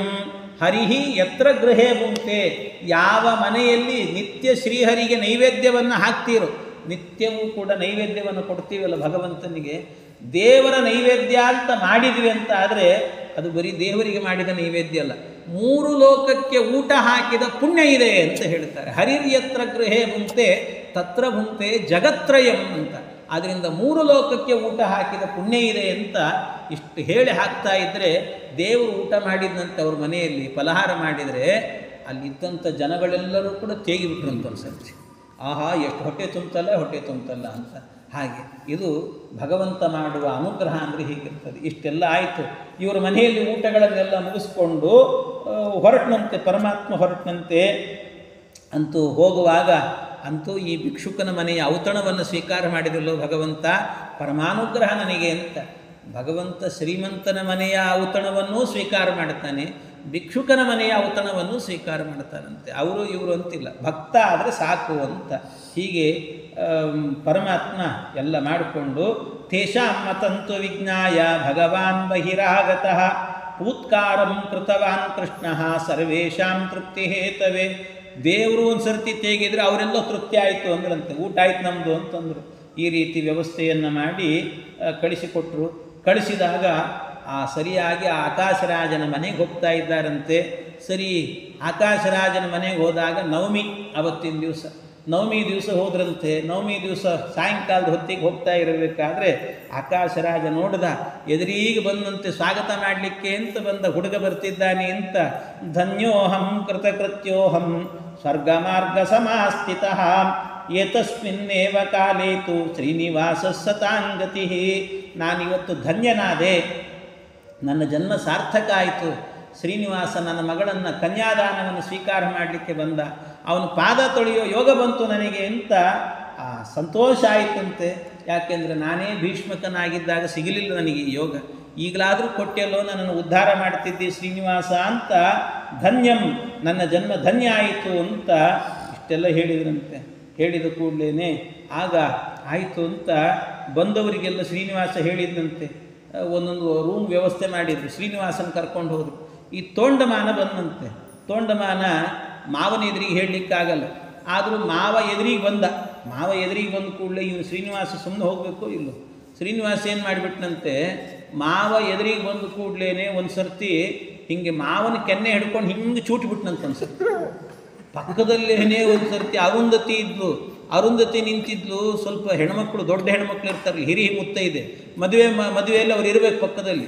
ಯಾಕೆಂದರೆ ಕೆಲವೊಮ್ಮೆ ಏನಾಗಿಬಿಡ್ತದೆ, ಅವಸರದಲ್ಲಿ ಪುರೋಹಿತರು ಕೆಲವು ಬಿಟ್ಟು ಹೋಗ್ತಿರ್ತಾರೆ ಸಂಪ್ರದಾಯಗಳನ್ನು. ಇಲ್ಲ ಇದಾಗಬೇಕು ರೀ, ಇದಾಗಬೇಕು ಅಂತ ಹೇಳ್ತಿರ್ಬೇಕಂತೆ. ಅದಕ್ಕೋಸ್ಕರ ಅವಳು ನಿಂತಿದ್ಲು. ಪಾಪ ನಿಂತಿದ್ಲು. ಅವಳು ಹೇಳಿದ್ಲು, ಶ್ರೀನಿವಾಸ ಯಾಕೋ ಹೀಗೆಲ್ಲ ಮಾಡ್ತಿದ್ದಿ, ನಿಮ್ಮ ಮಾವನೋ ಅದು ಅಂತಂದಂತೆ. ಮಾವನಿಗೆ ಹಂಗೆಲ್ಲ ಕೆನ್ನೆ ಹಿಂಡ್ತಾರೇನೋ ಅಂತಂದರೆ ಅದಕ್ಕೆ ಶ್ರೀನಿವಾಸ ಹೇಳಿದ್ನು, ಅಯ್ಯೋ ಮಾವನ ಗೊತ್ತಾಗಲಿಲ್ಲ ನನಗೆ, ಈ ಮಾವನೇ ಇಷ್ಟು ಸುಂದರವಾಗಿದ್ದಾನೆ ಅಂದರೆ ಮಗಳು ಹೆಂಗಿರ್ತಾಳೆ ನೋಡು ಅವನಂತಂತೆ. ಅಯ್ಯೋ ಸುಮ್ಮನಿರೋ ಮಾರಾಯ ಅಂತ ಮತ್ತೆ ಒಳಗೆ ಕರ್ಕೊಂಡು ಹೋದ್ರಂತೆ. ಒಳಗೆ ಕರ್ಕೊಂಡು ಹೋಗಿ ಆಮೇಲೆ ಒಳಗೆ ಕೂಡಿಸಿದರೆ ಆ ತೋಂಡಮಾನನ್ನು ಕರೆಸಿದ ಭಗವಂತ. ತೋಂಡಮಾನನ ಕರೆಸಿ ಅವನು ಹೇಳಿದಂತೆ, ಇಲ್ಲ ನೋಡು, ಮದುವೆ ದಿಬ್ಬಣೆ ಎಲ್ಲ ಬಂದಿದ್ದೀವಿ ನಾವು. ಬಂದಾದ ನಂತರ ನಮ್ಮನ್ನು ಸ್ವಾಗತ ಮಾಡಿದ್ರಿ, ಸಂತೋಷ ಆಯಿತು. ಆದರೆ ಒಂದು ವ್ಯವಸ್ಥೆ ಆಗಬೇಕು, ಬಂದವರೆಲ್ಲ ಹಸಗೊಂಡಿದ್ದಾರೆ, ಅವರಿಗೆಲ್ಲ ಊಟದ ವ್ಯವಸ್ಥೆ ಮಾಡಿಬಿಡು ಅಂತಂದ. ಅಯ್ಯೋ ಅದಕ್ಕೇನಂತೆ ಮಾಡ್ತೀವಿ ಅಂತ ಇವನಂದ. ನಾನೊಬ್ಬ ಊಟ ಮಾಡಲ್ಲ, ತೊಂದರೆ ಇಲ್ಲ, ಅವರಿಗೆಲ್ಲ ವ್ಯವಸ್ಥೆ ಮಾಡಿಬಿಡು ಅಂತ ಹೇಳಿದ್ರು. ನಾನು ಬರೀ ಫಲಹಾರ ಮಾತ್ರ ತಗೊಳ್ತೇನೆ ಅಂತ ಅಷ್ಟು ಹೇಳಿದ್ನಂತೆ ಪರಮಾತ್ಮ. ಆವತ್ತೂ ಕೂಡ ಮದುವೆ ದಿವಸವೂ ಕೂಡ ಸಣ್ಣದಾಗಿ ಒಂದು ಸ್ವಲ್ಪ ಫಲಹಾರ ತಗೊಂಡಂತೆ ಭಗವಂತ. ಯಾಕೆಂದರೆ ಅದು ನಿಯಮ, ಫಲಹಾರವನ್ನು ಏನಾದರೂ ಸ್ವಲ್ಪ ತಗೊಳ್ಳೋದು ಅಂತ. ಹುಡುಗನ ತಂದೆ ತಾಯಿ ಉಪವಾಸ, ಮತ್ತೆ ಹುಡುಗನ ತಂದೆ ತಾಯಿ ಉಪವಾಸ ಇರ್ತಾರೆ, ಹುಡುಗಿ ತಂದೆ ತಾಯಿ ಉಪವಾಸ ಇರ್ತಾರೆ, ಧಾರೆ ಎರೆದು ಕೊಡಬೇಕು ಅಂಥೇಳಿ. ಆದರೆ ಹುಡುಗ ಮಾತ್ರ ಸ್ವಲ್ಪ ತಗೊಳ್ಬೇಕಂತ ಏನಾದರೂ ಕೂಡ. ಯಾಕೆ ಭುಕ್ತ್ವಾ ಕನ್ಯಾಂ ಪ್ರಗೃಹ್ಣೀಯಾತ್ ಗಾಯತ್ರಿ ಗ್ರಹಣಂ ತಥಾ. ಕನ್ಯಾಗ್ರಹಣ ಮಾಡುವಾಗ ಹುಡುಗ ಏನು ತಿಂದಿರಲಿಲ್ಲ ಅಂದರೆ ಏನಾದರೂ ಒಂದೋ ಎರಡೋ ಇಡ್ಲಿ ತಿಂದಿರಬೇಕಂತ ಮಾಡಿರ್ತಾರೆ, ಫಲಹಾರದ ವ್ಯವಸ್ಥೆ ಮಾಡಿರ್ತಾರೆ. ಒಂದೋ ಎರಡೋ ಇಡ್ಲಿ ತಿಂದಿದ್ದ ಅಂದರೆ ಪರವಾಗಿಲ್ಲ, ಇಲ್ಲ ಅಂತಾದರೆ ಏನಾಗಿಬಿಡ್ತದಂತೆ, ಅಕಸ್ಮಾತ್ ತಿಂದಿರಲಿಲ್ಲ ಅಂದರೆ ಏನಾಗಿಬಿಡ್ತದೆ, ಮೊದಲನೇ ಸರ್ತಿ ಪಾಣಿಗ್ರಹಣ ಮಾಡ್ತಾನಂತೆ ಹುಡುಗಿದು, ತಲೆ ಚಕ್ರ ಬರ್ತದಂತ ಅವನಿಗೆ, ಹುಡುಗನಿಗೆ ತಲೆ ಚಕ್ರ ಬಂದು ಗಿರ್ರಂತ ತಿರುಗಿ ಕೆಳಗೆ ಬಿದ್ದುಬಿಡ್ತಾನೆ ಅವನು. ಅದಕ್ಕೋಸ್ಕರವಾಗಿ ಗಟ್ಮುಟ್ಟಿರಬೇಕು ಅಂತ ಒಂದು ಸ್ವಲ್ಪ ಏನಾರು ತಿನ್ನಬೇಕು. ಅದಕ್ಕೆ ಶ್ರೀನಿವಾಸನಿಗೂ ಕೂಡ ಬೆಳಿಗ್ಗೆ ಒಂದು 2 ಇಡ್ಲಿ ಕೊಟ್ರಂತೆ ತಿನ್ನು ಅಂತ. ಆಮೇಲೆ ಯಾಕೆಂದ್ರೆ ಹುಡುಗಿ ಕೈ ಮುಟ್ಟಿ ಆಮೇಲೆ ಏನಾರಾದ್ರೆ ಕಷ್ಟ ಅಂತ, ಅದಕ್ಕೆ ಸರಿ ಅಂತ ತಿಂದ ಇವನು ಕೂಡ. ತಿಂದಾದ ನಂತರ ಭೋಜನಂತು ಋಷಿ ಮುಖ್ಯಾನಾಂ ಕರ್ತವ್ಯಂ ಪೂರ್ವಮೇವಹಿ, ಇದನ್ನೆಲ್ಲ ವಿಪ್ರಭೋಜನ ಮಾತ್ರೇಣ ವಿಂಗಂ ಸಂಗಂ ಭವೇ ಧ್ರುವಂ, ಬ್ರಾಹ್ಮಣರ ಭೋಜನ ಆಗಿಬಿಡ್ಲಿ ಅಂತ ಶ್ರೀನಿವಾಸ. ಯಾಕೆ ಅಂದರೆ ಏನು ನೋಡಿ, ಒಂದೇನೆಂದರೆ ಬ್ರಾಹ್ಮಣರನ್ನು ಕರೆಸಿ ಮನೆಯಲ್ಲಿ ಊಟಕ್ಕೆ ಹಾಕಿಬಿಟ್ರೆ ಏನು ವಿಶೇಷ ಅಂದರೆ ಏನಾದರೂ ಸ್ವಲ್ಪ ವ್ಯತ್ಯಾಸಗಳಾಗಿರ್ತಾವಂತ. ನಾವು ಮಾಡಿರುವಂಥ ಕೆಲಸ ಇರ್ತದಲ್ಲ, ಅದು ಹೋಮ ಇರ್ಬೋದು, ಹವನ ಇರ್ಬೋದು, ಏನಾದರೂ ಇರ್ಬೋದು, ಮದುವೆ ಇರ್ಬೋದು, ಉಪನಯನ ಇರ್ಬೋದು, ಅದು ಏನಿದ್ರೂ ಕೂಡ ಬ್ರಾಹ್ಮಣರ ಭೋಜನ ತೃಪ್ತಿದಾಯಕವಾಗಿ ಆಗಿಬಿಡ್ತು ಅಂತಾದರೆ ವಿಪ್ರಭೋಜನ ಮಾತ್ರೇಣ ವ್ಯಂಗಂ ಸಂಗಂ ಭವೇ ಧ್ರುವಂ ಅಂತ. ಸಾಂಗಂ ಭವೇ ಧ್ರುವಂ. ವ್ಯಂಗಂ ಅಂದರೆ ಏನಾದರೂ ವ್ಯತ್ಯಾಸಗಳಾಗಿದ್ದರೂ ಕೂಡ ಸಾಂಗಂ, ಅದು ಸಾಂಗವಾಗಿ ಹೋಗಿಬಿಡುತ್ತೆ ಬ್ರಾಹ್ಮಣ ಭೋಜನದಿಂದ ಅಂತ ಅವರು ತೃಪ್ತರಾದರು ಅಂತಾದರೆ. ಅದಕ್ಕೆ ಶ್ರೀನಿವಾಸ ಹೇಳ್ತಾನೆ, ನನ್ನ ಮದುವೆಯಲ್ಲಿ ಏನಾದರೂ ಪರವಾಗಿಲ್ಲ, ಮದುವೆಯಲ್ಲಿ ಏನಾದರೂ ನನಗೆ ವರದಕ್ಷಿಣೆ ಕಮ್ಮಿ ಆದರೂ ಪರವಾಗಿಲ್ಲ, ಆದರೆ ಬಂದ ಬ್ರಾಹ್ಮಣರಿಗೆ ಮಾತ್ರ ಊಟದ ಕೊರತೆ ಆಗಬಾರ್ದು ಅಂತ ವ್ಯವಸ್ಥೆ ಮಾಡಿರಿ ಅಂತ ಹೇಳಿದ ಪರಮಾತ್ಮ. ಆಯಿತು ಅಂತ ಹೇಳಿ ಎಲ್ಲರೂ ಕೂಡ ವ್ಯವಸ್ಥೆ ಮಾಡಿದ್ರಂತೆ. ಆಮೇಲೆ ಅರುಂಧತಿಂ ಪುರಸ್ಕೃತ್ಯ ಕುರುಪೂಜಾಂ ರಮಾಪತೆ, ಎಲ್ಲ ಅರುಂಧತಿಯನ್ನು ಮುಂದೆ ಮಾಡಿಕೊಂಡು ಅವಳೇ ಎಲ್ಲ ಮಾಡಿಸ್ತಿದ್ದಂತೆ. ಆ ಕಡೆ ಹುಡುಗಿ ಕೋಣೆಗೆ ಹೋಗೋದು, ಗೌರಿ ಪೂಜೆನ ಅವಳೇ ಮಾಡಿಸೋದು, ಎಲ್ಲ ಅವರೇ ನಿಂತ್ಕೊಂಡು ಮಾಡಿಸಿದ್ರಂತೆ. ಇಷ್ಟೆಲ್ಲ ಮಾಡುವಾಗ ಅದ್ಯ ಮೇ ಸಫಲಂ ಜನ್ಮ ಜೀವಿತಂಚ ಸುಜೀವಿತಂ, ಅವನು ಹೇಳ್ತಾನೆ, ನನ್ನ ಜನ್ಮ ಸಾರ್ಥಕ ಆಯ್ತಪ್ಪ. ಆಕಾಶ ರಾಜ ಹೇಳಿದ, ಎಂಥ ಶ್ರೀನಿವಾಸನಿಗೆ ಕನ್ಯಾಪ್ರದಾನ ಸಮಯೇ ಭೂಪಾಲೋ ವರದಕ್ಷಿಣಾಂ ಕೋಟಿ ಸಂಖ್ಯಾ ನಿಷ್ಕಪುಂಜಾನ್. ಅವನಿಗೆ ಶ್ರೀನಿವಾಸನಿಗೆ ಬೇಡ ಅಂದ, ಆದರೂ ಕೇಳಲಿಲ್ಲ ಇವನೇ ಏನು ಮಾಡಿದಂತೆ, ವರದಕ್ಷಿಣೆ ಕೊಡ್ತೀನಿ ಅಂತ ಹೇಳಿ ಕನ್ಯಾದಾನದ ಕಾಲದಲ್ಲಿ ಕೋಟಿ ವರಾಹಗಳನ್ನು ಕೊಟ್ಟಿದ್ದಾನಂತೆ ವೆಂಕಟೇಶ್ವರನಿಗೆ. ಕೋಟಿ ವರಾಹಗಳನ್ನು ಕೊಟ್ಟ. ಆಮೇಲೆ ಅದರ ಜೊತೆಗೆ ಒಂದು 400 ಮೊಣ ಭಾರ ಇರುವಂಥ ಬಂಗಾರದ ಕಿರೀಟವನ್ನು ಕೊಟ್ಟನಂತೆ. 400 ಮೊಣ ತೂಕ ಇರುವಂಥ ಕಿರೀಟ, ಅದನ್ನು ಕೂಡ ಕೊಟ್ಟನಂತೆ. ಅದಕ್ಕೆ ಇನ್ನೇನು ಕೊಡಲಿ ನಾನು ಅಂತ ಕೇಳಿ, ಇನ್ನೂ ಕುದುರೆ ಕೊಟ್ಟಿದ್ದಾನೆ, ಆನೆ ಎಲ್ಲ ಕೊಟ್ಟ ಪಾಪ. ಕೊಟ್ಟಾದ ನಂತರ ಮತ್ತೆ ಇನ್ನೇನು ಬೇಕು ಅಂತ ಕೇಳಿದರೆ ಶ್ರೀನಿವಾಸ ಹೇಳಿದ, ದಾತವ್ಯಂ ಕಿಂ ತ್ವಯಾ ರಾಜನ್, ಯಾಕೋ ಕೊಡಬೇಕಿತ್ತಿದ್ದೆಲ್ಲ, ಪದ್ಮಾವತಿನ ಕೊಟ್ಟಿದ್ದೆಲ್ಲ ಸಾಕಾಗಿತ್ತು ಅನ್ನಂತೆ. ಒಂದು ಅಡಿಕೆ ಬಟ್ಲಿಟ್ಟು 1 ರೂಪಾಯಿ ಕೊಟ್ಟಿದ್ರೆ ಸಾಕಿತ್ತು, ಯಾಕೆ ಪದ್ಮಾವತಿನ ಕೊಟ್ಟ ಮೇಲೆ ಇದೆಲ್ಲ ಯಾಕೆ ಬೇಕು ಅಂತ. ವಿವಾಹ ಕರ್ಮ ನಿಪುಣೋ ಭವಾನ್ ದಾನ ಪರಾಯಣ, ಆದರೂ ಕೊಟ್ಟಿದ್ದೆ ನಾನೇನು ಬೇಡ ನಲ್ಬಿಡು ಅಂದ. ಮತ್ತೆ ಕೊಟ್ಟಿ ಪರವಾಗಿಲ್ಲ, ಇಟ್ಕೋತೀನಿ ಸುಮ್ಮನಿರು ಅಂತೇಳಿ ಸುಮ್ಮನೆ ಆಗಿಬಿಟ್ಟ. ಕಿರೀಟಂ ಶತಭಾರಂಚ ಕಟಿಕಾಂ ಕಂಠಿಕಾಮಪಿ ತಾವತೀಂ ಕೇಯೂರ ನೂಪುರೇ ದಿವ್ಯೆ ತದರ್ಧಂಚೈವ ಪಾದುಕಾಂ, ಪಾದುಕೆ ಕೊಟ್ಟಿದ್ದಾನಂತೆ, ಕೇಯೂರ ನೂಪುರ ಕಾಲ್ಗೆಜ್ಜೆ ಎಲ್ಲವನ್ನೂ ಕೂಡ ಕೊಟ್ಟನಂತೆ. ಇಂಥದ್ದೆಲ್ಲ ಕೊಟ್ಟು ಆಮೇಲೆ ಕರ್ಣಭೂಷೆ ಮೌಕ್ತಿಕೇತು ನಿಂಬ ಮಾತ್ರ ಪ್ರಮಾಣಕ್ಕೆ ಎಲ್ಲ ಕೊಟ್ಟಿದ್ದನ್ನೆಲ್ಲ ಹೇಳ್ತಾರೆ, ಒಂದೊಂದನ್ನು ಹೇಳಿದ್ದಾರೆ. ಅಂದರೆ 200 ಮೊಣ ಇರುವಂಥ ಪಾದುಕೆಗಳು, ಬಂಗಾರದ ಪಾದುಕೆಗಳನ್ನು ಕೊಟ್ಟಿದ್ದಾನಂತೆ. ಆಮೇಲೆ ಪತಾಕೆಗಳನ್ನು ಕೊಟ್ಟನಂತೆ. ಆಮೇಲೆ ಮತ್ತು ಅದರ ಜೊತೆಗೆ ನಿಂಬೆಕಾಯಿ ಗಾತ್ರ ಇರುವಂಥ ಕಡುಕುಗಳನ್ನು ಕೊಟ್ಟಿದ್ದಾನಂತೆ. ಆಮೇಲೆ ಮುತ್ತುಗಳನ್ನು, ಕೆಂಪು ರತ್ನಗಳನ್ನು ಕೊಟ್ಟನಂತೆ. ಮಾಣಿಕ್ಯ, ವಜ್ರ, ವೈಡೂರ್ಯ ಎಲ್ಲವನ್ನೂ ಕೊಟ್ಟಿದ್ದಾನಂತೆ. ಇಷ್ಟು ಕೊಟ್ಟು ಜೊತೆಗೆ 32 ಭಾರ, ಅಂದರೆ ಭಾರಸ್ಯಾದ್ 20 ಸ್ಥೂಲ ಅಂತ. ಒಂದು ಭಾರ ಅಂತ ಹೇಳಿದರೆ 20 ತೊಲೆ ಅಂತ ಅರ್ಥ. 20 ತೊಲೆ ಬಂಗಾರ ಒಂದು ಭಾರ ಅಂತ ಕರೀತಾರೆ. ಅಂಥದ್ದು ಎಷ್ಟು, 32 ಭಾರ ಬಂಗಾರವನ್ನು ಕೊಟ್ಟನಂತೆ. ಇಷ್ಟೆಲ್ಲ ಕೊಟ್ಟು ಮದುವೆ ಮಾಡಿಕೊಡ್ತೇನೆ ಅಂತ ಇದೆಲ್ಲ ಹೇಳ್ತಾ ಇದ್ದಾನಂತೆ.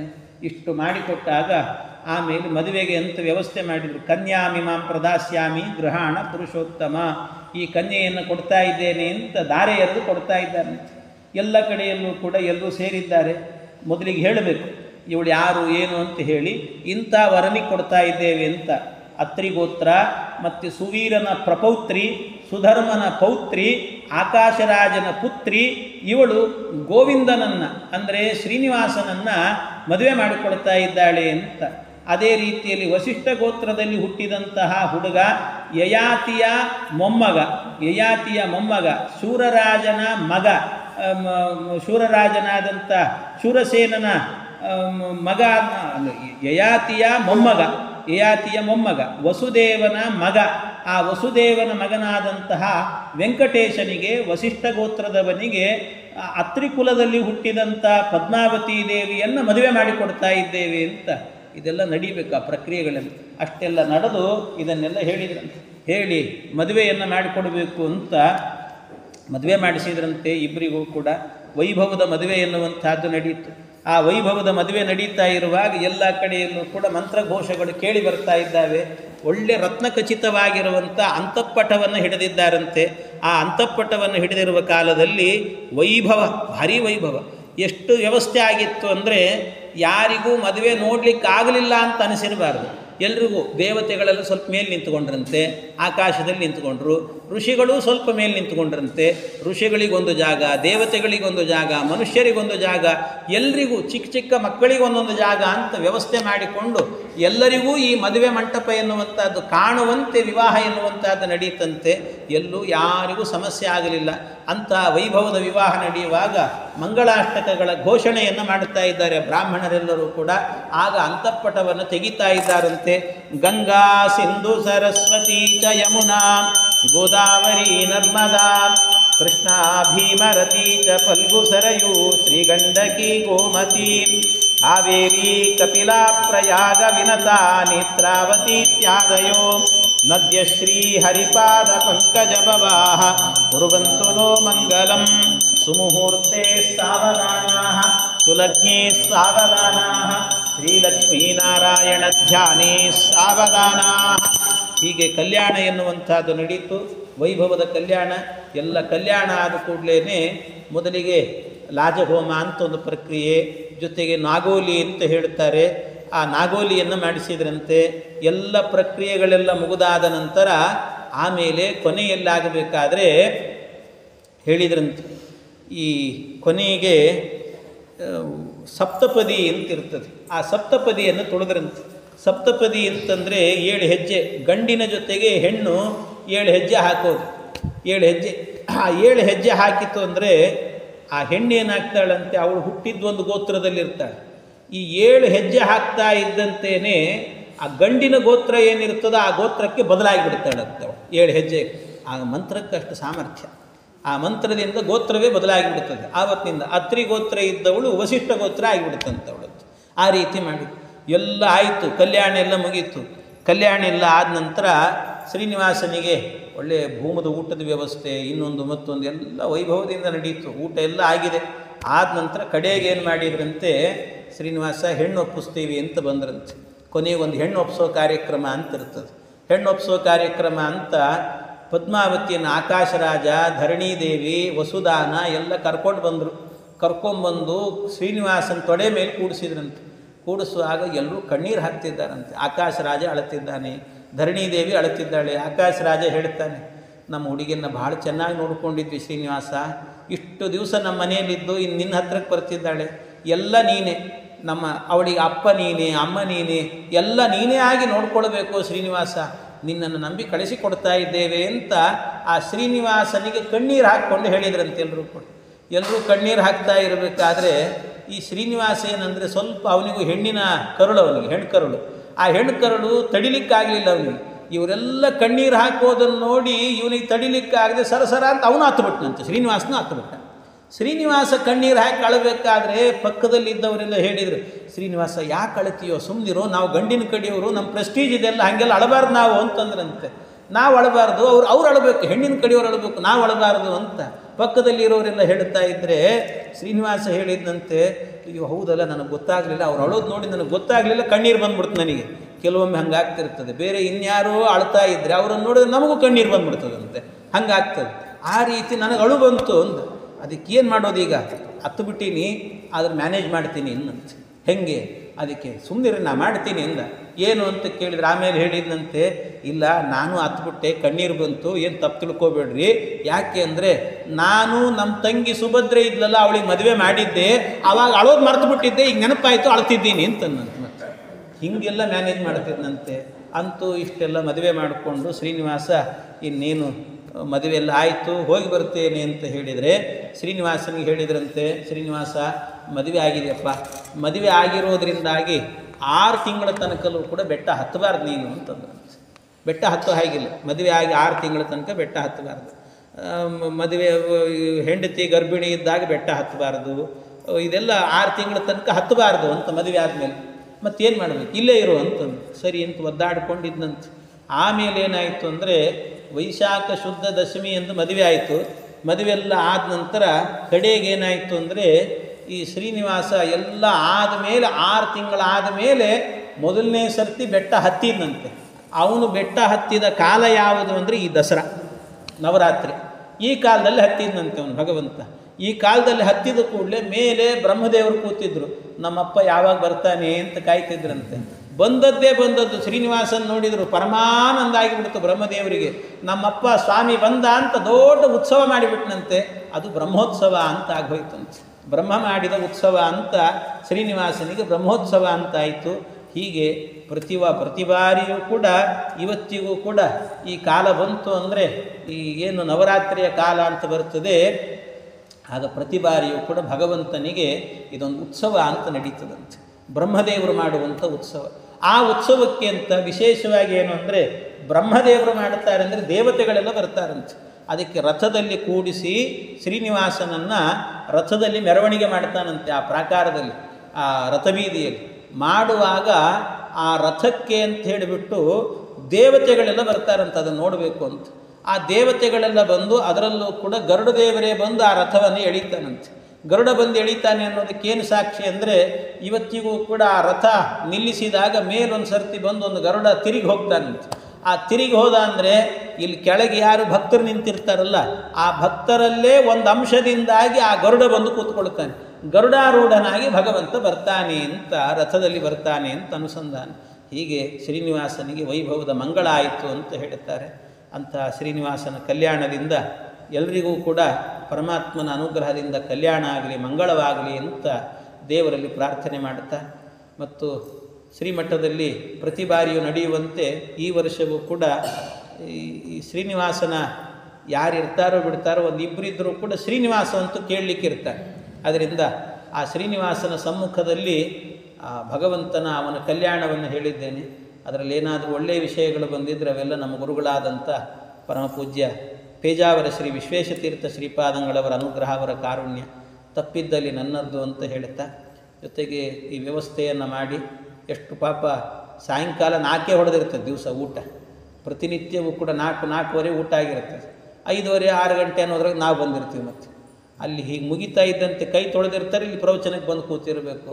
ಹೀಗೆ ಪ್ರತಿನಿತ್ಯವೂ ಕೂಡ ಪುರಾಣಿಕಾಚಾರ್ಯ ಅವ್ರ ಮನೆಯವರು ಇಡೀ ಕುಟುಂಬವೇ ಇದಕ್ಕೋಸ್ಕರವಾಗಿ ಕಟಿಬದ್ಧವಾಗಿದ್ದು ಶ್ರೀನಿವಾಸನ ಸೇವೆಯನ್ನು ಬಹಳ ಭಕ್ತಿಯಿಂದ ಮಾಡಿಕೊಂಡು ಬಂದಿದ್ದಾರೆ. ಅವರಿಗೂ ಅವರ ಕುಟುಂಬಕ್ಕೂ ವಿಶೇಷವಾಗಿ ಭಗವಂತನ ಅನುಗ್ರಹ ಆಗಲಿ ಅಂತ ದೇವರಲ್ಲಿ ಪ್ರಾರ್ಥನೆ ಮಾಡುತ್ತಾ, ಎಲ್ಲ ನೆರೆದಿರುವಂಥ ಭಕ್ತರಿಗೆ ವಿಶೇಷವಾಗಿ ಮುಕಾಶಿಯವರು ಯಾರು ಇರಲಿ ಬಿಟ್ಟರೆ ಅವರೊಬ್ಬರು ಇರ್ತಿತ್ತು ಅಂತೂ ಎಲ್ಲರೂ ಜೋಶಿಯವರು ಎಲ್ಲರೂ ಇದ್ದು ಈ ಕಲ್ಯಾಣವನ್ನು ಶ್ರವಣ ಮಾಡಿದ್ದೀರಿ. ನಿಮಗೆಲ್ಲರಿಗೂ ಕೂಡ ಆ ಪರಮಾತ್ಮನ ಪೂರ್ಣಾನುಗ್ರಹ ಎನ್ನುವುದಾಗಲಿ, ಅವನ ಅನುಗ್ರಹದಿಂದ ಮನೆಯಲ್ಲಿ ಸದಾಕಾಲ ಸತ್ಕಲ್ಯಾಣಗಳು ನಡೆಯುವಂತೆ ದೇವರ ಅನುಗ್ರಹ ಮಾಡಲಿ ಅಂತ ಪ್ರಾರ್ಥನೆ ಮಾಡುತ್ತಾ 2 ಮಾತನ್ನು ಕೃಷ್ಣ ಅರ್ಪಣ. ಚಾರುತರ ಶರೀರ ಕರುಣಾ ಮಾರಿ ವಿಭವ